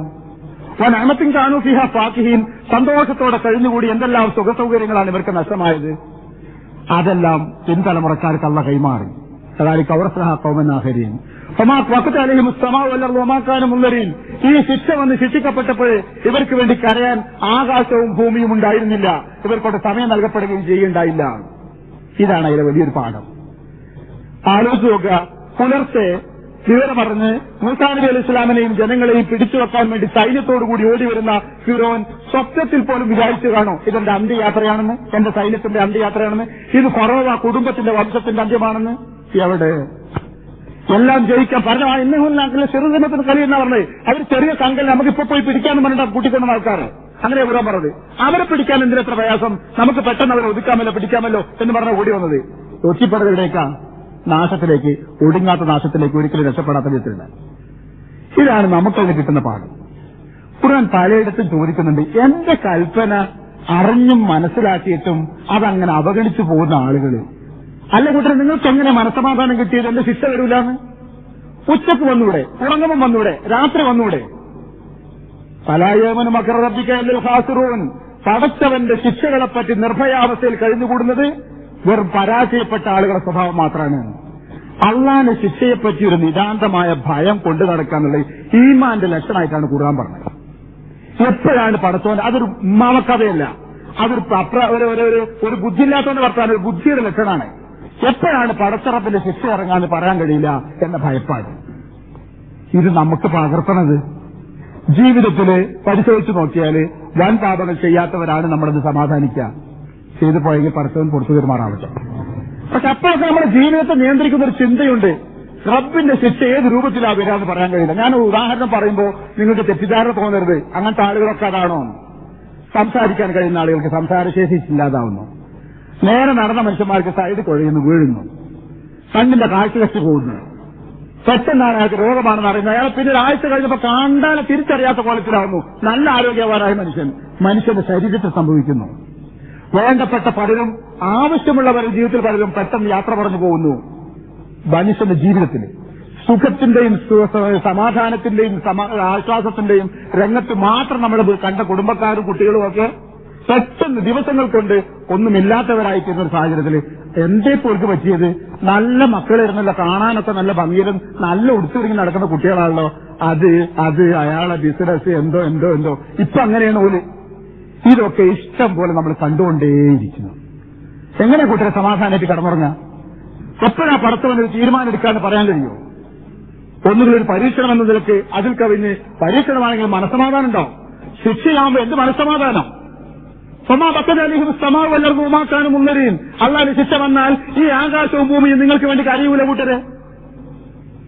അതുകൊണ്ടൊരു പാഠം പഠിക്കുക. പടച്ചോനെ മറന്ന് പടച്ചോന്റെ കൽപ്പനകളും മറന്ന് അവനാന്റെ മക്കള് അവരെ സുഖം അവരെ കാര്യങ്ങള് മറ്റു കാര്യങ്ങൾ അങ്ങനെ ചിന്തിച്ചുണ്ടാക്കുന്ന ആൾക്കാരില്ലേ, അത് പലരും ശ്രദ്ധിച്ചോളൂ. ഈ ലക്ഷ്യങ്ങളൊന്നും നേടാതെ പോകുന്ന സന്ദർഭങ്ങൾ ഉണ്ടായേക്കാം. ഉണ്ടാവണമെന്ന് കൊതിച്ചുകൊണ്ടല്ലേ ഈ പറയുന്നത് സംഭവിച്ചേക്കാം. ഭാര്യയ്ക്ക് വേണ്ടി മക്കൾക്ക് വേണ്ടി കുടുംബക്കാർക്ക് വേണ്ടിയിട്ട് പടച്ചോനെ മറന്ന് പള്ളി മറന്ന് ഖുർആൻ മറന്ന് ദീൻ മറന്ന് അങ്ങനെ ജീവിക്കുന്ന കുറെ ആളുകളുണ്ട് നമ്മുടെ സമൂഹത്തില്. പക്ഷെ അവരുടെ കഥയുടെ പിന്നാലെ പോയി നോക്കൂ നിങ്ങൾ. പലർക്കും അവർ ഉദ്ദേശിച്ച സമാധാനം ജീവിതത്തിൽ കിട്ടിയിട്ടില്ല. പലരുടെയും ഭാര്യമാരോ കുടുംബങ്ങളോ അവരെ തിരിഞ്ഞു നോക്കിയിട്ടില്ല. പലരും ഒറ്റയ്ക്ക് കഴിയുന്ന രംഗങ്ങൾ ഉണ്ടായിട്ടുണ്ട്. പലരുടെയും സുഖസുഖങ്ങൾ യാത്ര പോയിട്ടുണ്ട്. ഇത് ഒരു പ്രവാചകനാവല്ല, ഒരു ചീത്ത പ്രവചനം നടത്തല്ല. ഇങ്ങനെ സംഭവിച്ചേക്കാം. അതുകൊണ്ട് എപ്പോഴും ഒരു ഭയപ്പാട്. ഇലാഹി ഒരു ശിക്ഷയും നൽകരുത്, ഒന്നും സംഭവിക്കരുത്, ഈ ദുനിയാവിനും ശിക്ഷിക്കരുത്, ആഖിറത്തിൽ ശിക്ഷിക്കരുത്, എന്നെ പുറത്തു തരണമെന്നാഥ. ഈ ഒരു ഭയപ്പാടോടുകൂടി ജീവിക്കുക. എപ്പോഴാ ആർക്കാ എന്താ ചെയ്യാൻ പറ്റുക? ഗൾഫ് യുദ്ധം നടന്നപ്പോ ഒരു ഹുബൂസിന്റെ കഷ്ടത്തിന് വേണ്ടി കടിപിടി കൂടിയ രംഗം കണ്ടില്ല നിങ്ങൾ? ഒരാഴ്ച മുമ്പ് ഹുബൂസ് വേണോ വേണ്ടെന്ന് പറഞ്ഞ് വലിച്ചെറിഞ്ഞ മനുഷ്യന്മാര് ഒരു ഹുബൂസിന്റെ കഷ്ടം കിട്ടാൻ വേണ്ടി കടിച്ച് പറിക്കാൻ മനുഷ്യന്മാര്. ഇത്രയുള്ളൂ നമ്മളൊക്കെ മാന്യന്മാരാ. ആരും നല്ലത് കൂടില്ല. രണ്ടു നേരം ശക്തിയായി വിശന്നാല് നമ്മളെല്ലാം പോവും കൂട്ടരെ. നമ്മൾ ആർത്തി കാണിക്കുന്നു, മൃഗത്തെക്കാളേറെ ആർത്തി കാണിക്കും. നമ്മൾക്ക് ഉപ്പായി ചാക്കി അനിയനൊന്നും ഉണ്ടാവില്ല. അങ്ങനത്തെ ഒരു ചിന്ത ഉണ്ടാവില്ല. മനുഷ്യർ ഇത്തരം മൃഗമായി മാറും. ഇത് വെറുക്കാൻ വരാതിരിക്കട്ടെ. ആമീൻ. അറിയുന്നത് അതുകൊണ്ട് ആ ഒരു ഭയപ്പാട്, അവനാണ് തെറ്റുകളെ പറ്റിയുള്ള ഒരു ബോധത്തോട് ഒരു ഭയപ്പാടോടുകൂടി ജീവിക്കുക. അള്ളാഹു കാത്തുരക്ഷിക്കട്ടെ എന്നൊരു ഭയപ്പാട് ഈ സമയത്ത് ഉണ്ടാവുക. ഇതൊരു പാഠം. മൂസാ നബി അലൈഹി ഇസ്ലാമിനെ പടച്ചവും കാത്ത് എങ്ങനെ ഓല് പറഞ്ഞു ഇന്നാല മുതറക്കൂൻ. മൂസാ നബി അലൈഹി ഇസ്ലാമിന്റെ ജനങ്ങൾ തിരിഞ്ഞു നോക്കുമ്പോ ഫറോവയും കൂട്ടി അടുത്തെത്തിയത്. മൂസ എന്തിനെപ്പോ ഓടിപ്പോന്നത്? മുന്നിൽ കടലിൽ പിന്നിൽ ഫറോവ കുടുങ്ങിയില്ലേ? പിന്നെ മഴ റബ്ബി സയ്യഹീൻ, എന്റെ കൂടെ എന്റെ പടച്ചുകൊണ്ട് എന്തെങ്കിലും വഴി കാണിച്ചതായിരിക്കില്ല. മൂസാ നബി മിണ്ടാണ്ടിരുന്നില്ല. എനിക്കൊന്നും പറയാനല്ല, എനിക്ക് ഉത്തരം കിട്ടുന്നില്ല എന്നല്ല. ഇന്ന മഴ റബ്ബി സയ്യഹീൻ, എന്റെ കൂടെ എന്റെ നാഥനുണ്ട്. അവൻ പറഞ്ഞാ ഞാൻ ഇറങ്ങി വന്നത്, അവൻ എനിക്ക് വഴി തുറന്നു തരും. അതാണ് ഈമാൻ. ബഹർ, ആ പടി കൊണ്ട് സമുദ്രം അടിച്ചു നോക്ക്. അടിച്ചു. ആ രണ്ട് സൈഡിലേക്കാണ് മാറി.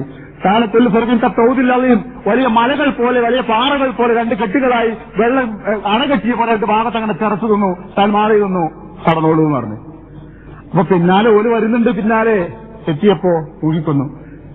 സ്വച്ഛത്തിൽ വിചാരിച്ചതാണോ മൂസാ നബി അലൈഹി ഇസ്ലാം ഇങ്ങനത്തെ ഒരു ഭാവനയിൽ? ആ സഹാബികൾ വിചാരിച്ചു, മൂസാ നബി അലൈഹി ഇസ്ലാമിന്റെ അനുയായികള്. പക്ഷെ പടച്ചവനക്ക് ഒരാവശ്യമുണ്ട്, ഇവർ ബാക്കിയാവണം. ഇവർ ബാക്കിയാവേണ്ടത് പടച്ചവൻ ആവശ്യമായപ്പോ മനുഷ്യരുടെ സങ്കല്പത്തിന് അതീതമായി പടച്ചവനെ അവർ രക്ഷിച്ചു. ഇത് പഠിച്ചു നോക്കുക. അള്ളാഹ്ക്ക് വേണ്ടപ്പെട്ടവനാണ് ഞാൻ, നമ്മുടെ സമുദായം. പടച്ചവൻ കാക്കും. നമ്മളെ കൊണ്ട് പടച്ചവർക്ക് ഒരു ഉപകാരം ഉണ്ടെങ്കിൽ പിന്നെ എന്തിനാ പടച്ചവൻ നമ്മളെ കാക്കണേ? പോയിക്കോട്ടെ എന്ന് തീരുമാനിക്കും. ഇത് ഖുർആൻ നൽകിയൊരു വാഗ്ദാന, ഒരു ഭീഷണിയാണ്. യുദ്ധം വയറ്റിന് സലക്കം ചെയ്ത് അവൻ വിചാരിച്ച ഏത് നേരത്ത് നിങ്ങളെ പിൻവലിക്കാം, വേറെ തലമുറയെ കൊണ്ടുവരും ഇവിടെ. അത് ഖുർആന്റെ ഒരു താക്കീതാണത്. അപ്പോ എപ്പോഴാണ് നമ്മൾ പടച്ചവർക്ക് വേണ്ടപ്പെട്ടവരാകുക? നമ്മളോട് പറഞ്ഞ പടികളൊക്കെ ചെയ്ത്, മറ്റു സമുദായങ്ങളോട് ദീനിനെ പറ്റി പറഞ്ഞു കൊടുക്കാൻ പറഞ്ഞ കാര്യങ്ങളൊക്കെ ചെയ്ത്, അവനാനും അവന്റെ കുടുംബം എന്നുള്ളതിൽ കവിഞ്ഞ് ദീനുമായിട്ടൊക്കെ ഒരു ബന്ധപ്പെട്ടൊരു ജീവിതം പടച്ചോട് തോന്നും. അവരും അവരുടെ തലമുറയും ജീവിക്കാൻ ആവശ്യമാണ്. കേരളത്തിലും ഇന്ത്യയിലും ഒക്കെ നമ്മളെ കാത്തു നിർത്തുന്ന പടച്ചോനല്ലാതെ വേറെ ആരാ കൂട്ടൊരു നാദം പോലും ഇല്ലല്ലോ. കേരളത്തിലെ മുസ്ലിങ്ങൾ ഒന്നായിട്ട് കോർത്തിണക്കിയ നേതാവാരാ? പല നേതാക്കന്മാരുണ്ട് നമുക്ക്, ഞാനാരെയും ചെറുതാക്കുന്നില്ല. ഇന്ത്യയിലെ മുസ്ലിങ്ങളെ ഒന്നായിട്ട് കൂട്ടിപ്പിടിച്ചൊരു നേതാവാരാ? ഇല്ല. എന്നിട്ടും ഒന്നായി കശാപ്പ് ചെയ്യപ്പെടാതെ പോകുന്നത് എന്തുകൊണ്ടെന്ന് അറിയോ? പടച്ചോന്റെ ഒരു കാവല് കുറെ ദീനിന്റെ പ്രവർത്തനങ്ങളും കാര്യങ്ങളും ഒക്കെ നടക്കുന്നതുകൊണ്ട് റബ്ബ് കാത്തുരക്ഷിക്കുന്നു, അത്ര തന്നെ. അതുകൊണ്ട് പടച്ചോന് വേണ്ടപ്പെട്ടവരാവുക, സമുദായമായാലും വ്യക്തിയായാലും. അതാണ് ആ പാഠം. മൂന്നാമതൊരു വശമുണ്ട് അവിടെ. എന്താ ഖുർആന്റെ ഒരു വലിയ പ്രത്യേകത ഉണ്ട്. അല്ലോമൻ നജീകബി ബദനിക്ക നജാലക്ക് ആയത്തിൽ നിന്ന് കൽഫത്ത്. ഫിറോൻ നന്ന ഞാൻ തന്റെ ശരീരം രക്ഷപ്പെടുത്തും, എന്തിന്? പിറകെയുള്ളവർക്ക് ഒരു മാതൃകയാവാൻ വേണ്ടി, ലക്ഷ്യമാവാൻ വേണ്ടി എന്ന് പറഞ്ഞു. ഖുർആന്റെ വല്ലാത്തൊരു ഭാഗം. എന്താ സംഭവമോ? ഫറോവ ഈ വെള്ളത്തിൽ മുക്കിക്കൊല്ലപ്പെട്ടിട്ട് ആളുകൾ അദ്ദേഹത്തിന്റെ ജഡം കാണാതെ പോയാൽ ആളുകൾ എന്തായാലും പറയോ, ഫറോവ മരിച്ചതെന്നല്ല, ദൈവല്ലേ, ദൈവം കുറച്ച് സ്ഥലത്ത് പോയാൽ പിന്നെ വരുന്നത്. അതുകൊണ്ട് പഠിത്തം എന്ത് ചെയ്തറിയോ, ഫറോവയുടെ ജഡം ശരിക്കാണ് കരക്കണിഞ്ഞു കൊടുത്തു, കാണിച്ചു കൊടുത്തു ആൾക്കാർക്ക്. ഈജിപ്തിൽ ബാക്കിയുള്ള മനുഷ്യന്മാർക്ക് അതങ്ങളെ ഫറോവ എടുക്കണം ശവന് കാണിച്ചു കൊടുത്തു. അന്ന് അതിന് അത്ര തന്നെ അർത്ഥമുള്ളൂ, മനസ്സിലാക്കിയിട്ടുള്ളൂ. അന്ന് അങ്ങനെ തന്നെ അർത്ഥമുള്ളൂ. അന്നെന്ന് പറയുമ്പോ അത്രയൊക്കെ. അല്ലാതെ ഫറോവയുടെ ശവശരീരം ലോകത്തെങ്ങാണ്ടോ ബാക്കിയുണ്ട് എന്നാണ് ആയത്തിന്റെ അർത്ഥമെന്ന് അന്ന് മക്കയിലെ മുസ്ലിങ്ങൾ മനസ്സിലാക്കിയെങ്കിൽ അവർ നബിയോട് ചോദിക്കും, എവിടെ അയാൾ ജഡം? അപ്പൊ അന്ന് അവരങ്ങനെ മനസ്സിലാക്കിയില്ല. പക്ഷെ ഖുർആന്റെ അമാനുഷികത കണ്ടങ്ങൾ, അത്ഭുത കണ്ടങ്ങൾ 19-ാം നൂറ്റാണ്ടിൽ ഒരു ശവശരീരം മമ്മി കണ്ടെടുക്കപ്പെടുന്നു. അത് പരിശോധിച്ചു നോക്കിയ കൂട്ടത്തിൽ അത് ഫറോവയുടെ കാലത്ത് മുക്കിക്കൊല്ലപ്പെട്ടവന്റെ ശരീരമാണ് തിരിച്ചറിയുന്നു. ഈ മോറിസ് ബുക്കായിയുടെ പുസ്തകത്തിൽ അദ്ദേഹം പറയുന്നുണ്ട്, ഈ ശവശരീരം പരിശോധിച്ചു നോക്കിയിട്ട് മരണകാരണം വെള്ളം കുടിച്ച് മരിച്ചതാണെന്ന് പരിശോധിക്കാനുള്ള ടീമിൽ ഞാനും ഉണ്ടായിരുന്നു. അയാൾ മുസ്ലിം ആവാൻ കാരണമായ കൂട്ടത്തിൽ കാരണമാണ് അയാൾ പറഞ്ഞത്. ഈ മമ്മി പരിശോധിച്ചു നോക്കിയതിൽ ഈ ശവശരീരം മരിച്ചു പോകാനുള്ള കാരണം, ഇയാളുടെ മരണകാരണം മുങ്ങിച്ചത്ത് തന്നെയാണെന്ന് പരിശോധിക്കുന്ന കൂട്ടത്തിൽ ഞാനും ഉണ്ടായിരുന്നു. ഇന്നത് മ്യൂസിയത്തിൽ സൂക്ഷിക്കപ്പെടുന്നു. ആരുടെ? ഈ ഫറോവയുടെ. ഖുർആന്റെ ആയത്ത് എന്റെ ശരീരം കേടുകൂടാതെ ഞാൻ ബാക്കി നിർത്തും, ജനങ്ങൾക്ക് ദൃശ്യമാകാൻ വേണ്ടി. സുബ്ഹാനല്ലാഹ്, എന്തോ ഒരു കിതാബ്. പക്ഷെ അത് ഉപയോഗപ്പെടുത്താൻ മാപ്പിളാരെ കൊണ്ട് കഴിയില്ല. അതാണ് നമ്മളെ പോരായ്മ. കൂട്ടരെ ഞങ്ങളെ കിതാബ് BC 2000 നൂറ്റാണ്ടിലെ 2300 ജീവിച്ച ഫറോവയുടെ ശവശരീരം കേടുകൂടാതെ പിന്നീട് ബാക്കി നൽകുമെന്നൊരു പ്രവചനമുണ്ട്. ആ പ്രവചനം 19-ാം നൂറ്റാണ്ടിൽ പുലർന്നു. അയാളുടെ ശരീരമാണെന്ന് മുസ്ലിങ്ങളല്ലാത്തവർ സർട്ടിഫൈ ചെയ്തിരിക്കുന്നു. ആ ശരീരം ഇന്ന് മ്യൂസിയത്തിൽ സൂക്ഷിക്കപ്പെട്ടിരിക്കുന്നു. ഖുർആൻ അള്ളാന്റെ കലാമല്ലെങ്കിൽ എങ്ങനെ ഇത് സാധ്യമാവുക? 100 വട്ടം വിശ്വാസം കൂടണം ഖുർആന്റെ ആ വാക്ക്. നാലാമതൊരു കാര്യമുണ്ട്. ഫറോവയുടെ സദസ്സിൽ വെച്ചിട്ട് ഇങ്ങനെ സംസാരിച്ചപ്പോ ആരാണ്ടോ പറഞ്ഞു, അല്ല ഫറോവ, മൂസാനെ ഇങ്ങനെ കളിക്കാൻ വിട്ടിരിക്കാം. ആശയം ഇതാണ്, മൂസാനെ കൊല്ലണ്ടേ, ആ പ്രശ്നം അവസാനിപ്പിച്ചൂടെ? ഫഖാല റജുലും മിൻ ആലി ഫഖാല റജുലും മുഅ്മിനും മിൻ ആലി ഫിറൗന യക്തുമു ഈമാനോ അതഖ്തുലൂന റജുലൻ ഖാല റബ്ബി അല്ലാഹ്. അപ്പോൾ മൂസായുടെ കുടുംബത്തിൽപ്പെട്ട വിശ്വാസിയായ ഒരു മനുഷ്യൻ, വിശ്വാസം മറച്ചുവെച്ച ഒരു മനുഷ്യൻ ചോദിച്ചു പോലും, അല്ല എന്റെ നാഥൻ അള്ളയാണെന്ന് പറഞ്ഞതുകൊണ്ട് മാത്രം ഒരാളെ കൊല്ലാൻ പറ്റുമോ ഫറോവ? അയാൾ പറഞ്ഞു, ശരിയാണെങ്കിൽ ദൈവം അയാൾക്ക് കൂലി കൊടുക്കട്ടെ, തെറ്റാണെങ്കിൽ ദൈവം അയാളെ ശിക്ഷിക്കട്ടെ, നമ്മളെന്തിനാ ശിക്ഷിക്കാൻ പോകുന്നു? ഫറോവ മൂസാ നബിയെ കൊല്ലുമായിരുന്നു. പ്രധാനികളുടെ ഉപദേശപ്രകാരം കൊല്ലുമായിരുന്നു. അപ്പോൾ ആ കൊല ഇല്ലാതാക്കിയത് എങ്ങനെ കാര്യങ്ങള്? ആ കൂട്ടത്തിൽ ഒരു മനുഷ്യൻ പറഞ്ഞു വരും, അയാളെ കുറിച്ച് റജുലൻ ആ മോമിനും എത്തുമു ഈമാനവും, ഈമാനുള്ളിൽ മറച്ചുവെച്ച് പുറമേക്ക് മൂമിനാന്ന് പറയാതെ പുറമേക്ക് കിബിത്തിയായി ജീവിച്ച ഒരു മനുഷ്യനുണ്ടായിരുന്നു. അയാൾ അത് തടഞ്ഞു. അള്ളാഹ്ക്ക് എന്തോ ഒരു ഇഷ്ടം മനുഷ്യനെ അറിയോ, എന്തോ ഇഷ്ടം അറിയോ മനുഷ്യന്? അതാണ് പ്രശ്നം അങ്ങനെ പറഞ്ഞത്. ഇതൊരു പാഠമാണ്. ഉമർ റളിയല്ലാഹു അൻഹു നബി സല്ലല്ലാഹു അലൈഹി വസല്ലമയെ കൊല്ലാൻ വേണ്ടി ഇറങ്ങി പുറപ്പെട്ടു വന്നു. വഴിയിൽ ഒരു സഹാബി ഉമറിനോട് പോകരുതെന്ന് പറഞ്ഞാൽ ഉമർ കേൾക്കൂല, അയാളെ കൊല്ലും. അപ്പൊ ഒരാൾ പറഞ്ഞു, എന്ത് പറഞ്ഞു? ഉമറെ, നീ ആരെ കൊല്ലാനാ പോകുന്നത്? മുഹമ്മദിനെ. അതെന്താ നിങ്ങളെ കൊന്നിട്ട് പോരെ? എന്നിട്ട് ഇയാൾ എന്ത് ചെയ്യുന്നു? നബിക്ക് വിവരം കൊടുക്കാണ്, ഇങ്ങനെ സംഭവം നടക്കുന്നുണ്ട്, നബി എവിടെയുണ്ടെന്ന് ഉറപ്പാക്കുകയാണ്. ഈ മനുഷ്യനാരാന്നറിയോ? ഒരു സഹാബിയാ. പക്ഷെ അന്ന് അയാൾ പുറമേക്ക് മുസ്ലിമാന്ന് പറഞ്ഞിട്ടേ ഇല്ല. എത്ര സഹാബികളെന്നറിയാമോ ഇങ്ങനെ ശരിക്കും ഈമാൻ ഉറച്ചത്, പക്ഷേ പ്രകടമായി മുസ്ലിമാന്ന് പറയാനേ പോയില്ല. നബിയോട്ടോലെ കൊണ്ട് നിർബന്ധിച്ച് പരസ്യമായി സാഹചര്യം ജനിച്ചില്ല. നിങ്ങൾ അങ്ങനെ ജീവിച്ചോളൂ. എന്നാൽ പള്ളിയിലൊന്നും പോകില്ലോ. നബിന്റെ കുറവ് പുറമേക്ക് ശരി കാഫറാണ്, പരത്ത കാഫറാണ്. ഇത് ഇസ്ലാമിന് അംഗീകരിക്കപ്പെട്ട തത്വമാണ്. ഇത് പഠിച്ചു നോക്കാം. പക്ഷേ എനിക്ക് ഈമാനുണ്ട് ശരിക്കും. പക്ഷേ ആ ഈമാനോടുകൂടി പുറത്ത് പറയുന്നതല്ല, പറയാതിരിക്കലാണ് തൽക്കാലത്തേക്ക്, ഒരു കുറഞ്ഞ കാലത്തേക്ക് നല്ലതെങ്കിൽ അങ്ങനെ ചെയ്തോളൂന്നാ. നജ്ജാശി എത്യോപ്യയിൽ നിന്ന് പ്രവാചകന് കത്തെഴുതി പറഞ്ഞു, എനിക്ക് നിങ്ങളെ കാണാൻ കൊതിയാവുന്നു, എന്റെ പുത്ത പ്രവാചകരല്ലേ, ഞാൻ വരട്ടെ നിങ്ങളെ കാണാൻ, എനിക്ക് നിങ്ങളെ കാണാൻ, ഞാൻ അവിടെ വന്ന് താമസിക്കാം. അതാണ് വാചകത്തിന്റെ സ്വരം. അയാളെ മനസ്സിങ്ങനെ നബിയെ കാണാൻ, അവസാനത്തെ പ്രവാചകൻ, ആ നബിനെ വിശ്വസിച്ച മനുഷ്യൻ, ആ നബിനെ കാണാൻ സാധിക്കുന്ന രാജാവാണ്, ഞാൻ വരട്ടെ. നബിന്റെ കത്തെന്താണെന്നറിയോ? വരണ്ട, അവിടെ നിന്നോളൂ, അവിടെ പുറമേക്ക് ക്രിസ്ത്യാനിയായി ജീവിച്ചോളൂ, ആ നാട്ടിലെ പ്രജകൾക്ക് നീതി നൽകിക്കോളൂ, നീതി നൽകി അവിടെ ജീവിച്ചോ. മുസ്ലിമാൻ ഒരിക്കലും പറയണ്ട, മുസ്ലിമാൻ നാട്ടുകാരെ കൊണ്ട് പറയിപ്പിക്കും വേണ്ട, അവർ നീതി നടപ്പിലാക്കിക്കോളും. മരിച്ചു, അയാളെ മയ്യത്ത് മറമാടി, ആളുകൾ അയാളുടെ മയ്യത്ത് മറമാടി ക്രിസ്ത്യൻ ആചാരപ്രകാരം അയാൾക്ക് വേണ്ടി സഹാബികളോട് മയ്യത്ത് നിസ്കരിക്കാൻ വേണ്ടി പ്രവാചകൻ മദീനയിലെ തെരുവ് പിന്നെ ഒരു മരുഭൂമിയിൽ കൊണ്ടുപോയിട്ട് സ്റ്റെപ്പ് നിർത്തിയിട്ട് നമ്മുടെ കൂട്ടുകാരൻ മരിച്ചിരിക്കുന്നു നജ്ജാശി, അയാൾ മറമാടിയിരിക്കുന്നു ക്രിസ്ത്യൻ ആചാരപ്രകാരം. അയാൾ മുസൽമാനാണ്, അയാൾക്ക് വേണ്ടി നമ്മൾ നിസ്കരിക്കണം. സുബ്ഹാനല്ലാഹ്, ഇതൊരു തത്വമാണ്. ഏത് വശമാണ് താൻ സ്വീകരിക്കുന്നത് ഈ ദീനിനും ഈ സമുദായത്തിനും ഗുണകരമെന്ന് തോന്നുമെങ്കിൽ അത് ചെയ്തോളൂ എന്നാ പറഞ്ഞതിനർത്ഥം. ഈ സമൂഹത്തിന് ഗുണകരമാകുന്ന ഒരു രീതി, ഒരു സമീപനം ഒരുത്തൻ തെരഞ്ഞെടുത്താൽ കുറ്റകരമല്ല. അതാണ് ചെയ്തിരിക്കുന്നത്. അവസാനം പറയാനുള്ള ഭാഗം ആ ഭാര്യയുടേതാണ്. ഈ കുരുത്തം കെട്ട മനുഷ്യന്റെ ഭാര്യയായി ജീവിച്ചൊരു സ്ത്രീ,